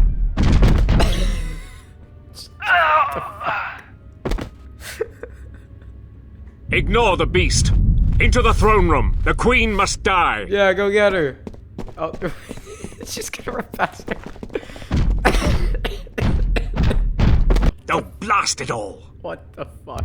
After that, though, I slay the beast and we enter the battle at large. I rally the loyalists using battle meditation, and Master Kavar comes in at the last minute to kill 2 already injured, normal-ass nobodies. Wow, way to steal a fucking spotlight, buddy. Vaklu and Talia exchange some words before Vaklu runs like a bitch and orders his men to kill her. Unfortunately, yours truly is here and he starts to panic. A fight ensues in which I struggle with the terrain more than anything, and Vaklu is brought to his knees. We have a brief discussion in terms of whether or not we let him live or we execute him. Me being a goody two-shoes, I'm like, no, he has a chance at redemption, but the Queen Talia doesn't fuck around. She's like, yeah, dude, I appreciate your opinion, but I'm about to have this fucking bitch executed. I mean, damn, okay, and I mean, she does have a point, too, because many are loyal to Vaklu, and if he was just simply imprisoned, this wouldn't be the last civil war on Isis. After that, though, once again, Cryo sneaking behind our back and doing some shady shit. This time, she revives Tobin from the dead and pretends to be somebody loyal to Vaklu. She informs us of the secret, quote, Jedi Academy on Telos, and Tobin runs to inform his master, whoever that may be. Anyways, after that, we also get a chance to talk to Kavar, who says much the same as the other Jedi Masters.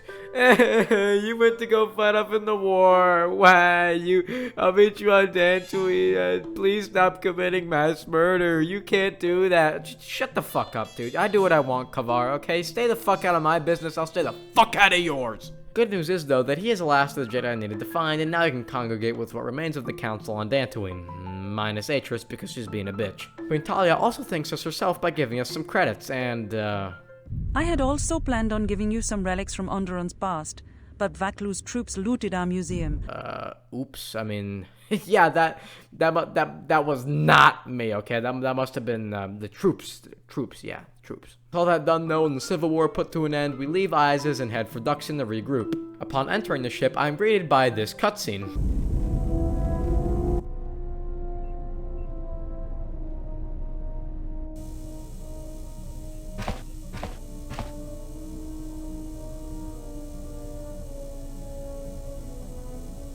Is there? Must be hearing things, but for a moment.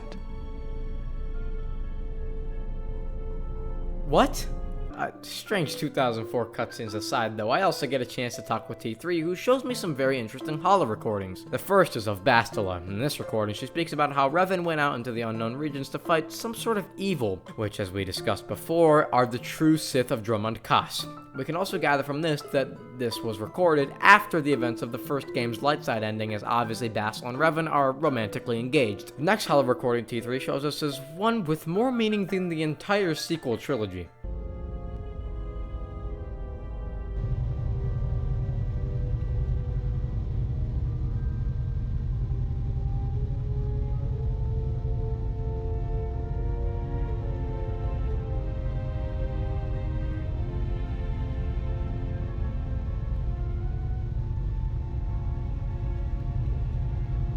Now, I won't lie, at first I totally thought my sound got fucked again, but there really is meant to be no audio. Regardless, what I can gather from this, at least, is Revan's last goodbye to Canderous, a loyal friend, before he goes to battle the true Sith. Not sure if that's actually what this is, but I like to think it is. Alright, boys and girls, it's about that time. With all the Jedi Masters successfully rounded up, we can now head back to Dantooine and discuss our plans to defeat the Sith. Before we can do that, though, we see a little cutscene in which a newly born Tobin speaks to his master, who was apparently Darth Nihilus himself. He informs him of the, quote, Jedi Academy on Telos, and he mentions that it is enough to sustain his hunger and free Onderon. Free Onderon? Really, dude? I mean, this fucking lobotomite really thinks that this guy, of all people, is interested in, quote, freeing Onderon? Dude, I mean, I guess I gotta respect that the guy's looking out for his people, but fucking Christ, man. This is like entrusting Jared Fogle with babysitting your children. Idiots aside, though, it's time to deal with the Jedi. Upon meeting the Jedi, we learn about quite a few things, actually. First, we are introduced to the idea that we are a wound in the Force, and that we are capable of forming bonds extremely quickly and powerfully. Not only bonds like the one between me and Cryo, but more subtle ones that impact the wills of my companions. At least that's what the Jedi theorize. They claim that in us they see the death of the Force, and that they need to strip me of my connection. Now, I could talk about and explain the upcoming events, but I think I'll just let the entire cutscene play out instead. Enough! Step away from her. What? Step away! She has brought truth, and you condemn it. The arrogance. You will not harm her. You will not harm her ever again. I thought you had died in the Mandalorian Wars. Die? No. Became stronger. Yes. Is this your new master, Exile? If so, then you follow Revan's path. Her teachings will cause you to fall as surely as he did. She is difficult to see. She's like a shadow of the Exile. They sit out, and now they have come to us. How could you ever hope to know the threat you face when you have never walked in the dark places of the galaxy, faced war and death on such a scale? If you had traveled far enough, rather than waiting for the echo to reach you, perhaps you would have seen it for what it was. Did you not hear its call on Dantooine Vrook, on its scarred surface, and in the minds of the settlers? I have endured your corruption of my other students. You shall not have this one. And you, Kavar, so close to the call of Dxun, tell me, did you not feel what poured from the moon, what had taken place there? And Zezkael, to hide upon Nar Shaddaa, yet blind yourself to all that happens there. So close to understanding the Force. So close to giving it up. There is a place in the galaxy where the dark side of the Force runs strong. It is something of the Sith, but it was fueled by war. It corrupts all that walks on its surface, drowns them in the power of the dark side. It corrupts all life, and it feeds on death. Revan knew the power of such places, and the power in making them. They can be used to break the will of others, of Jedi, promising them power and turning them to the dark side. Did you never wonder how Revan corrupted so many of the Jedi, so much of the Republic, so quickly? The Mandalorian Wars were a series of massacres that masked another war, a war of conversion, culminating in a final atrocity that no Jedi could walk away from, save one. And that is what I sought to understand. How one could turn away from such power, give up the Force, and still live. But I see what happened now. It is because you were afraid. As you would pass judgment on her, I have come to pass judgment on you all. Do you wish to feel the teachings born of the Mandalorian Wars? Of all tragedies that scream across the galaxy? Let me show you. You, who have forever seen the galaxy through the Force. See it through the eyes of the Exile.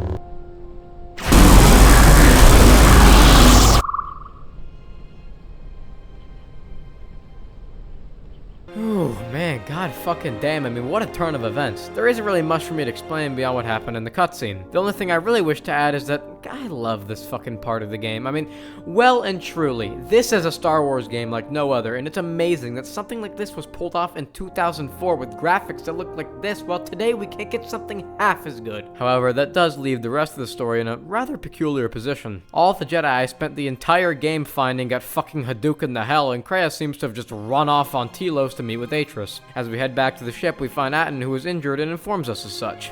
Kreia has gone to meet with Atris, and we need to follow her.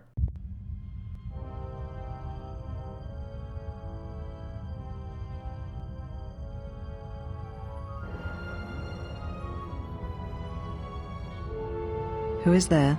Who I am is not the question. I am Atris, Jedi Master, the last historian of the Jedi, the last of the Jedi.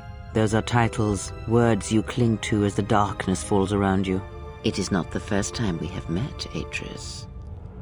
I was here before. With the Exile? Yes, I was here both times when the Exile was brought before you. Who are you? I was the one who asked her to be exiled. I did as you asked, so long ago. You seem familiar to me. Atris, I have always been here. You are that which has attacked the Jedi. You are Sith. Sith is a title, yes, but like you, the title is not who I am. It is not what I believe. For you, it is different. Know that there was once a Darth Treya, and that she cast aside that role, was exiled, and found a new purpose. But there must always be a Darth Treya, one that holds the knowledge of betrayal, who has been betrayed in their heart, and will betray in turn. You have bathed in the knowledge of the Sith, but there is not enough truth in such teachings. But it will be a step for you. You have gathered Sith holocrons, Sith teachings from across the galaxy. It is why you have chosen servants who cannot feel the Force. And most importantly, they cannot feel what you have become. I have sought to preserve the Jedi Order, and I have gathered all that I know of the Sith to this place, so I might find them and stop them. I had wondered if any of these holocrons had survived Dantooine. You have taken relics from one destroyed planet to the devastation of another. It was always intended for the Jedi to retreat to Telos should Dantooine be attacked, taking all their lore with them. We could not allow the tragedy at Ossus to happen again. Such an act marked Telos for destruction. It is why the Sith came here, though the fleet commanders did not know why. It is why Revan ordered its destruction to mark the beginning of the Jedi's civil war. It was a message that there would be no place for the Jedi to retreat, to hide. I would not be surprised if Revan left other gifts beneath the surface of the planet. Much can be buried beneath graveyards that will never be found. When the Sith attacked, I felt Telos die. Turbo lasers fell like lightning upon the landscape, as they did on Dantooine, and so many died. So many voices, screaming in pain.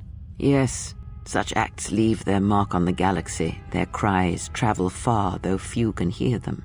How did it happen? Search your heart. It was never battle that called to you, never battle that caused you to fall. Malachor 5 has touched many things, and it casts its echoes still. Why did she betray me? You betrayed yourself. Do not blame the exile. And unlike you and I, there is still a chance that one may be saved, the one that you cast out. Where is the exile? I had thought... Oh, she will come, but it will be too late to save either of us. It is such a quiet thing to fall, but far more terrible is to admit it. After Kreia leaves, we get a chance to speak with Adris ourselves. It is a long conversation. She talks about how she is the, quote, last of the Jedi, and that once she has defeated these Sith, she will rebuild the Order. Which, I mean, is pretty funny for someone who surrounds themselves with Sith holocrons, and when she kills an entire planet full of people, she's like, well, they, like, totally deserved it, those assholes. Granted, I also killed an entire planet, but it wasn't like I ever said they fucking deserved it. Regardless, though, she claims she has lured me here in order to lure out the Sith, which evidently has worked. Currently, Darth Nihilus and his ship are attacking Telos. I, of course, came here to attempt to join forces with Atris, but she has become so deluded that she believes me to be Sith. That's not the deluded part. The deluded part is that she thinks she can kill me. Yeah, let's see how that fight turned out.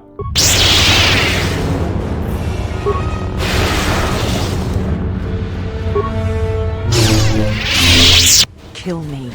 End this. Yeah, that's about what I thought. In the end, we get an apology out of Atris. She admits that she was wrong, and at the end of the day, she truly did care for me. Before I must depart, though, I ask her where Kreia, now Darth Treya, has gone to. She claims that she has gone to Malachor 5, and that there she plans to end all life. Not in a fucking metaphorical way either. Kreia plans to destroy the Force itself, and she believes that me, a wound in the Force, born of the horrors on Malachor 5, am the key to this destruction. If I do not face her one last time, she will just simply kill herself on Malachor 5 and condemn the fate of the galaxy to the Sith. Something that I just can't let happen. So, I say my final goodbyes to Atris and I leave the Academy. Before we're actually able to do anything though, we have to travel back to Citadel Station and stave off the Sith invaders. And, well, that's exactly what I do. Not really much to cover, to be honest. I kinda just go around the station and kill things until I've killed enough things for the game to let me move on. Speaking of moving on, Mandalore finds us and informs us that the time to board Darth Nihilus' ship, the Ravager, is upon us. So, without further ado, we board the ship.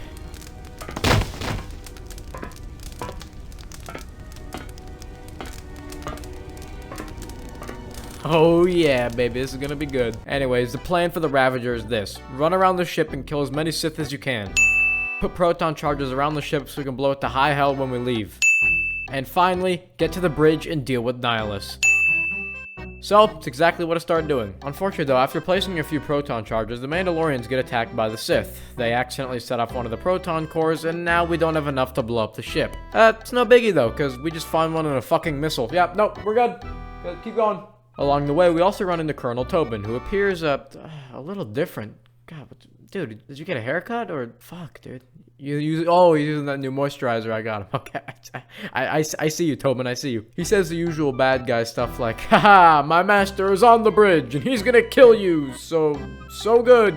You wait. However, we managed to talk some sense into him, and only now he realizes that the grim fucking Reaper probably doesn't care too much about Onderon, so he agrees to help us and report to the Mandalorians back where we first breached the ship. Before we finally face Nihilus, though, we run into Visa's old quarters, or cell, as she calls it. She centers herself around the blue whispering stones, which were red when we first saw her, by the way. It's a nice touch, Obsidian.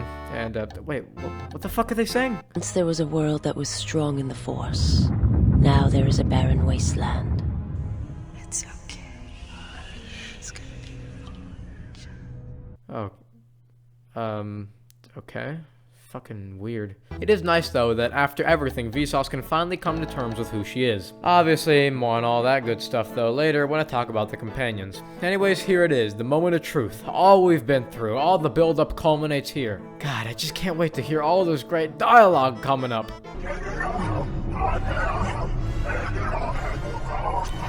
It's coming. Just you wait. Really, it could sneak up on us at any moment, and you just gotta be ready, because you don't know when it's gonna... Anyways, I tell him that Tobin, and by extension Kreia, has lied to him. There are no Jedi on Telos, and thus nothing to sustain his hunger. I also tell him that Kreia has won, and frankly his defeat is inevitable. He isn't a big fan of that and tries to cheap shot me using his Force Drain. A little backstory on Nihilus is that he uses Force Drain to such an extent that he can drain entire planets of their life force. Like me and Scion, he is a wound in the Force, born of what happened on Malachor 5. Unfortunately, that is also why he can't use his powerful drain on me. I am an echo in the Force that his powers cannot reach, and so he is forced to fight me head on. Now, the good thing about this is that Nihilus doesn't really rely on his bodily strength to win battles, so, you know, this should be... Gotta say, that was unexpected. Okay, guys, new strategy. Listen, now, the key here is to be, you know, subtle, right? Like more of a scalpel than a hammer.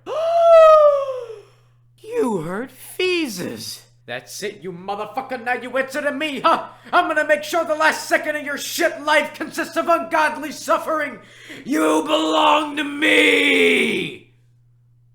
Alright guys, good team effort. High fives all around. And with that, Nihilus is finally laid to rest. Or, rather, fucking exploded. And it's on that note that we get off the ship and blow it to high hell. And I mean, if you ask me, I'm doing it a favor. I mean, that shit was in need of some serious fucking paint jobs or something. Upon returning to Citadel Station, though, we are informed that one Carthonasi wants to speak with us. Yes, that Carthonasi.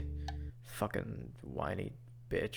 Pussy. We talked mainly about Revan and the fact that he left going to fight something in the unknown regions, something that influenced the Mandalorian Wars, which, as we talked about, are the true Sith on Drummond Koss. He also says that before Revan left Karth, he had but one request for him, to keep the Republic safe. He says actually a lot, but his main request is that should we find some trace of Revan in our travels, to simply tell him that Karth is following his orders, which is honestly a really nice way to round out Karth and Revan's relationship from the first game. We also get a little cameo with Bastila in which he talks to Karth about why Revan left, which to both of them is still a mystery. With all that said and done, though, it is finally time. After everything we've done, all the planets we've traveled to, the rip-off HKs we battled, it all culminates here on Malachor 5, as it did so many years before.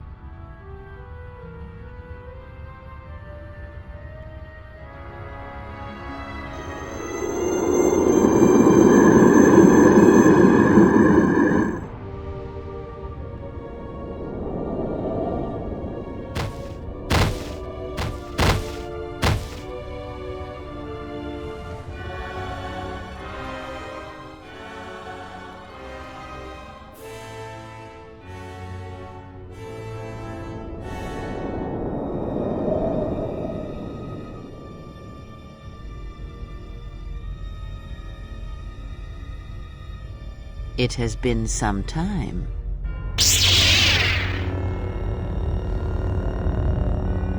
You were a fool to return. I spared you once. I will not do so again. Spare me? Ah, yes. No, you simply did not learn the lesson I sought to teach. That your strength is as meaningless as the strength of my hand. Why have you returned? Because now I understand why the exile did what she did. There is much to be done. And with that, the final story arc at Malachor begins. We have to get to Kreia, whatever that may take. Currently, what it takes is fighting a bunch of useless animals until we've killed enough to get to the next cutscene, which in this case is Mira waking up upon the surface of Malachor. By the way, the reason she's just out here is because we crash landed and everyone just kind of flew around the place, I guess. That's not important though. What is important is that finally Hanhar has caught up with Mira. This time, however, no Godo, no Visquis, just straight up combat. Now, this fight may be difficult for lesser beings, but for a strategic genius such as myself, I was pretty easily able to outmaneuver and outplay this big dumb dog until he died. Or rather, until he was really hurt and I spare him. In exchange, he agrees to take me to Kreia and they disappear into the sunset. Back on my main character, I fight more storm beasts and I eventually get locked in a little valley with a huge ass storm beast. Which, I mean, okay, I guess the devs are like, well, we gotta make him fucking fight the storm beast somehow, so let's just have some, like, big doors closed or something. Fucking who knows. With the big boy down, I continue forwards until I finally reach Treyas Academy.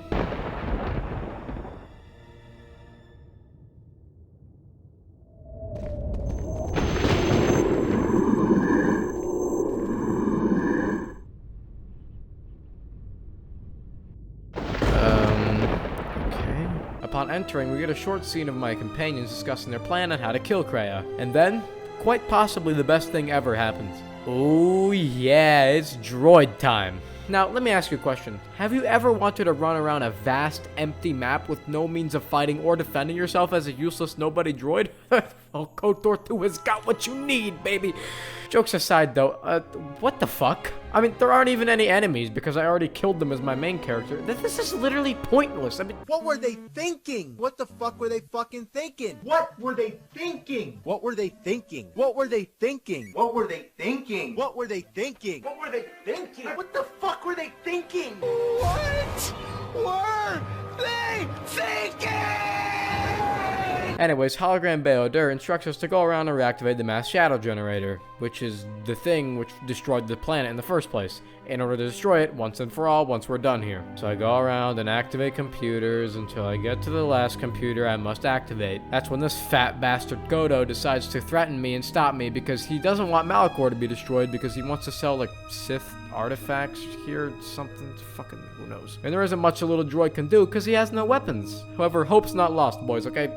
My boy HK, he's got us, okay? Correction. One could rust listening to your speeches, Fat One. Perhaps it is the large unwieldy vocabulator within your moon-sized frame that prevents your calculations from taking me into account. And while I find this small droid annoying in the extreme, I find my urge to shoot you takes a higher priority. Unfortunately for you, I have arranged for friends to meet me here, and you seem to have brought none of your own. Stop him. Unexpected correction. We cannot follow that unit. It is a violation of our self-preservation programming. Statement. As always, Fat One, you have miscalculated.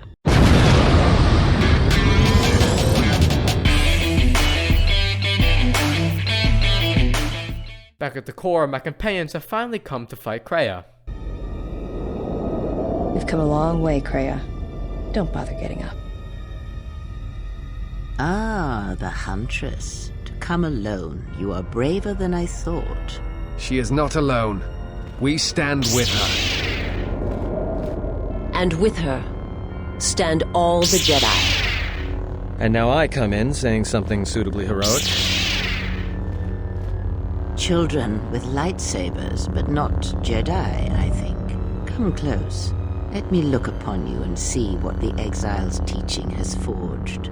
An assassin, wasted pawn of the Republic, a blinded slave, and a fool. Which of you wishes to try yourselves against me? As you can see, I am unarmed. You, perhaps. You are a wasted pawn of the Republic, young one. You could have been so much more, even with your wide-eyed innocence, your naive love for others.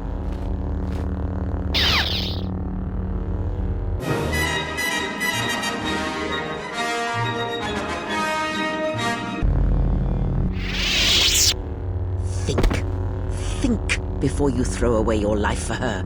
Think of everything you will lose by dying. Your lusts unfulfilled, a dance unfinished, a love requited. Think. before you give it up so quickly. And you, blind one, you have hungered to strike me down ever since you saw the bond the exile and I share.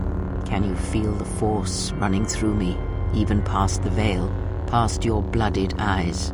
You know you cannot win. Force runs strong within you, Treya.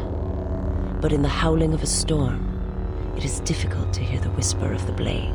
You have forever been the blind one. You were given a gift few are ever given, and yet you let your gift of sight warp you, twist. You think your existence under your lord was torture, Miraluka? I will make you see, an assassin. Okay, well, at least Atton's still there. Hold on. Where the fuck are you going, Atton? Motherfucker's just running away. And before we continue, did anyone else see my character model clear as shit in the background? What the fuck happened there? Anyways, Atton runs away, but finds himself face to face with Scion himself. And I get the fool. Funny. That's just what I was thinking. As with most things, some may find this battle hard, but as a tactician only God himself could rival, I take out Scion. Though it was indeed a tough battle.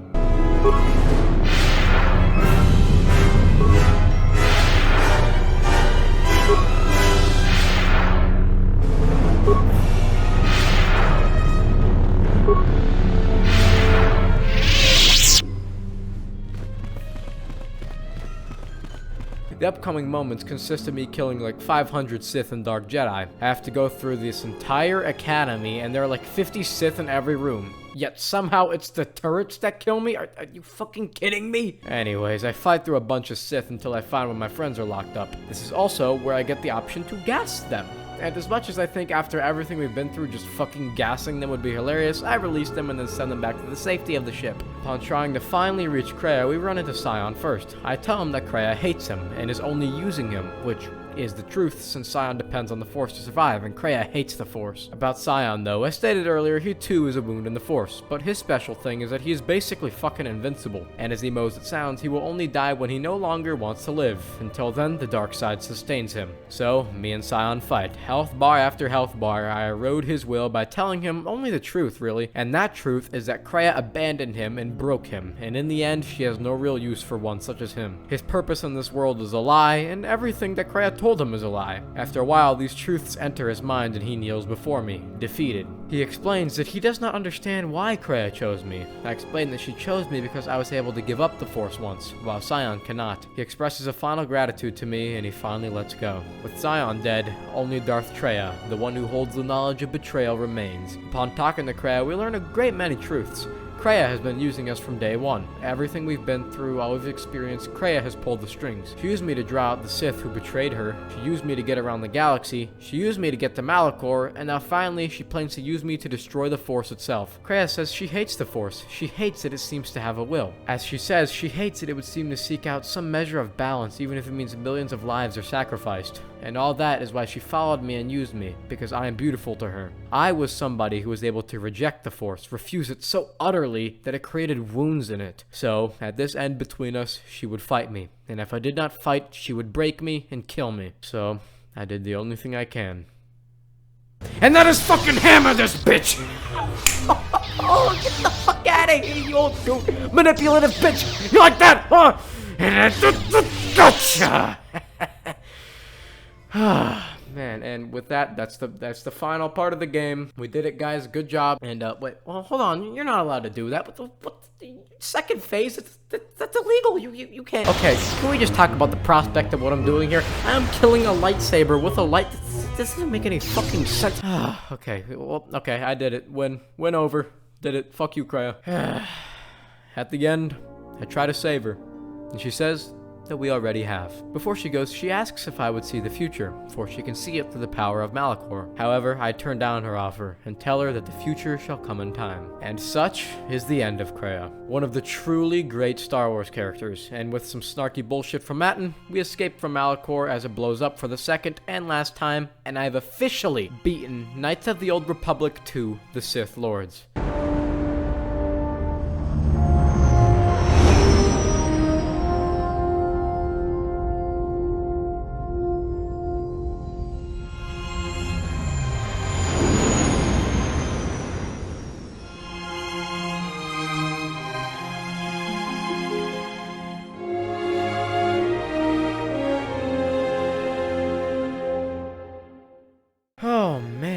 What a game, guys. From start to finish, well, maybe from finish, it was truly amazing. But I'll save the recap for later. For now, I promised to talk more about the companions, didn't I? Oh yeah, I did.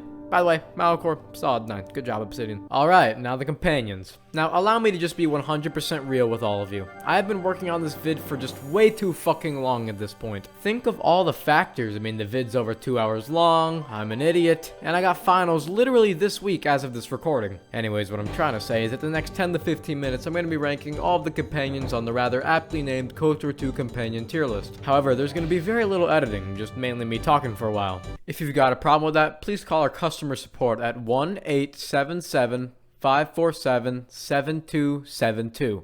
Thank you. Anyways, without further ado, the tier list, everybody. Let's start off with the first character we meet, Kreia. Now, I do mean this genuinely. Kreia is one of the best characters in all of Star Wars. Her perspective of events and actions are unlike any other in the series. While, yes, she reveals herself to be the Sith Lord Darth Traya later in the game, she isn't really a Sith. She doesn't act like one anyways. She sure as hell ain't a Jedi either. Instead, Kreia is just Kreia, somebody who does, yes, seek power and self-preservation, but she also isn't needlessly cruel for the sake of it. Her interests are purely for herself and for the exile. Throughout the game, she has a lot of interesting perspectives and lore dimension, such as the fact that she used to be a Jedi and even taught Revan at the Academy. And at the end of the game, she is a respectable and powerful opponent. And while she can be annoying at times, there is no denying that overall, Kreia is an amazing Star Wars character and an amazing companion. Easy S tier. From there, let's focus on Atton. Atton is a supremely interesting character. He starts off the game as a really boring, stereotypical roguish type who's like, nice tits, you exile, you. But later into the game, he develops a lot of depth and we learn to respect the guy. He even starts to kind of fucking scare me when he starts to talk about his past. Basically, Atton was a soldier who chose to go fight with Revan in the Mandalorian Wars, just like the Exile. Unlike the Exile, though, he stayed loyal to Revan and Malak even after their return to the dark side. As a Sith, Atton tortured and killed many Jedi. He even learned to put up a volley of fake emotions to confuse the Jedi he hunted, which is why he appears so harsh and vanilla at the beginning of the game. One day, though, a Jedi came to him and told him the truth of himself and the people he fought for. She told him that Revan would capture people he believed to be Force sensitives and brought them to the unknown regions to break them. She opened his mind to the Force, and for the first time, Atton knew he could feel the Force. However, at that time, he simply refused to believe it and killed the Jedi who came to save him. This action ended up breaking Atton, and he left the Sith and ended up on Nar Shaddaa as a refugee. From there, he built his life back up until he got involved in a few incidents which ended him up on that cell we found him in on Peragus. Overall, Atton is a great and funny character with an interesting personality and an equally interesting backstory. However, I just don't feel he's as impactful as Kreia, not only on the plot but as a character, so I'll just put him at the top of A. Now, let's talk about T3. He is a droid. No, but for real, T3 is a somewhat interesting droid. Of course, he originally belonged to Revan in the first game, and I'm sure he has a great personality behind his, dialogue.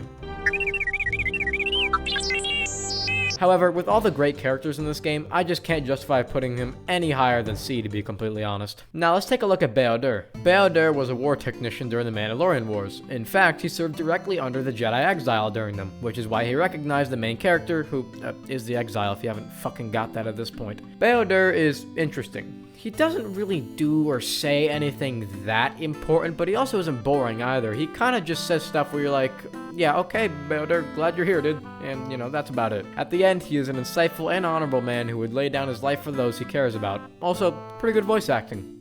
B. After that, I would be a fool not to mention Mira. Mira is a no-bullshit and very effective bounty hunter. Her main plotline is that she has a storied history with an equally dangerous bounty hunter by the name of Honhar. He was that Wookiee dude who was trying to kill her. Basically, she saved his life while on the job. This would usually dictate that Honhar pledge a life debt to her as a part of Wookiee tradition, but Mira refuses. Honhar gets so angry at this that instead he swears a sort of death debt and swears to hunt her down and kill her. As we see during the events on Nar Shaddaa, and later Malachor though, he fails. Overall, Mira is funny, effective, and just the right amount of violent. However, she just isn't interesting enough to be anything other than a solid B. The next character is HK-47. And, well, I mean... Definition.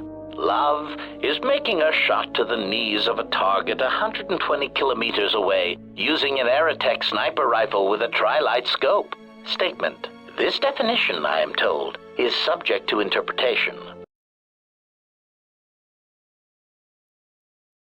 After that, let's talk about Goto. Now, on the surface, Goto is the worst companion ever. He's just a big fat floating asshole who constantly berates me and refuses to give me any supplies. However, we later learn that the quote real Goto that appears in the hologram doesn't actually exist. This is the real Goto. He merely created the hologram appearance because he thought nobody would respect a droid. Overall, Goto is just someone who wants to see the galaxy stable and economically prosperous, no matter which side wins. Overall, I just honestly don't really give a shit about Goto, so he's going in last place. Sorry, bud. Next, let us speak briefly of the Disciple. The Disciple is a very hard character to place. On one hand, he is an interesting man. He's a sort of historian of the Republic and the Jedi, as well as a Force sensitive. He is one of the only people in the galaxy who at least has an idea of why Revan disappeared from the galaxy, though he does not know exactly where Revan went, and he has some interesting stuff to say. On the other hand, he just feels kinda off, like he was rushed and he didn't know what to do with him. His character design is boring at best, and his voice acting isn't exactly fantastic, though it's serviceable. Overall, the Disciple makes friends among his buds in B rank. After that, though, we get Visas. Visas is a supremely intriguing character. She is one of the last of her race, a Mira Luca, a race with a special connection to the Force. Unfortunately, one day, Darth Nihilus, a member of the Sith Triumvirate, uses his Force strain to drain the entire Mira Luca homeworld of its life force, killing every being, save one. Visas. From then on, Nihilus trained her as his apprentice, a tool of the dark side. She was then sent to kill me on my ship on Nar Shaddaa. After being bested and treated of her wounds, she submitted herself to me instead, and she became a full-fledged member of our crew for the remainder of the journey. Of course, at the end, she accepts who she is and what has happened, and we defeat the man who had caused her so much pain. Visas is a really awesome character with a really great design and amazing voice acting. Easy A. Finally, we have my main man, Canderous, or as he is known in this game, Mandalore. Canderous is a character we first meet in the first Kotor game. He's also a companion there. He's essentially a hard-headed Mandalorian bounty hunter who sticks with Revan Reborn in the first game because we got off of Telos together. Throughout the game, he gets a newfound respect for Revan Reborn, and upon learning of his true identity, becomes even greater friends with him as he respects the man who once led a great crusade against the Mandalorian invaders and actually succeeded. You see, the Mandalorians, and by extension Canderous, respect those who are mighty, and so even if Revan did kick their ass, they respect him to death. So Canderous sticks with Revan and they become great friends. Once Revan leaves his life behind to go fight the true Sith in the unknown regions, he leaves Canderous and I think tells him to go rebuild the Mandalorians under a new creed, under Clan Ordo. Canderous Ordo. And so he does. In this game, we know him as Mandalore because that is the title of the leader of the Mandalorians. We see him on Dxun as he is trying to rebuild the lost glory of his people after the Mandalorian Wars. Throughout the game, he is a tough, practical, and witty soldier who knows how to fight. All things considered, he is a great character and an easy A. As for these two, they do not canonically become companions of the Exile, and they didn't in my playthrough, so they may as well be dead to me. So, with the placing of Mandalore, that concludes the final results for the KOTOR 2 companion tier list. I hope you enjoyed. And so it ends, KOTOR 2. Man, what a genuinely fantastic game that was. And although I could spend the last few minutes of this video summarizing the game and providing my opinion like a boring bitch, I have instead decided to prepare a little speech, which in no way, shape, or form is an elaborate and clear reference to one of the greatest animated movies of all time about a rat who can cook. Now that would just be ridiculous, okay? Let's not get a bit too crazy. In any case, ahem. The music, please, John. In many ways, the work of a critic is easy.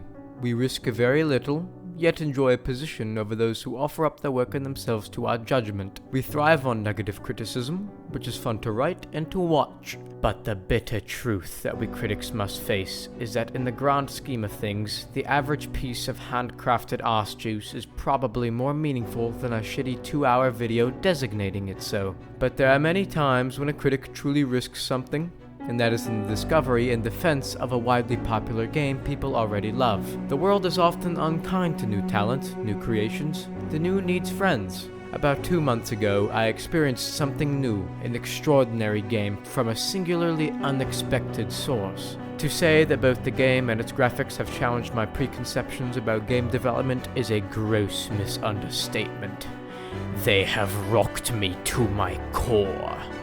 In the past, I have made no secret of my disdain for Todd Howard's famous piece of dogshit, Morrowind, but I realize only now do I truly understand what he meant. Not every game dev can make a great game, but a great game can come from anywhere.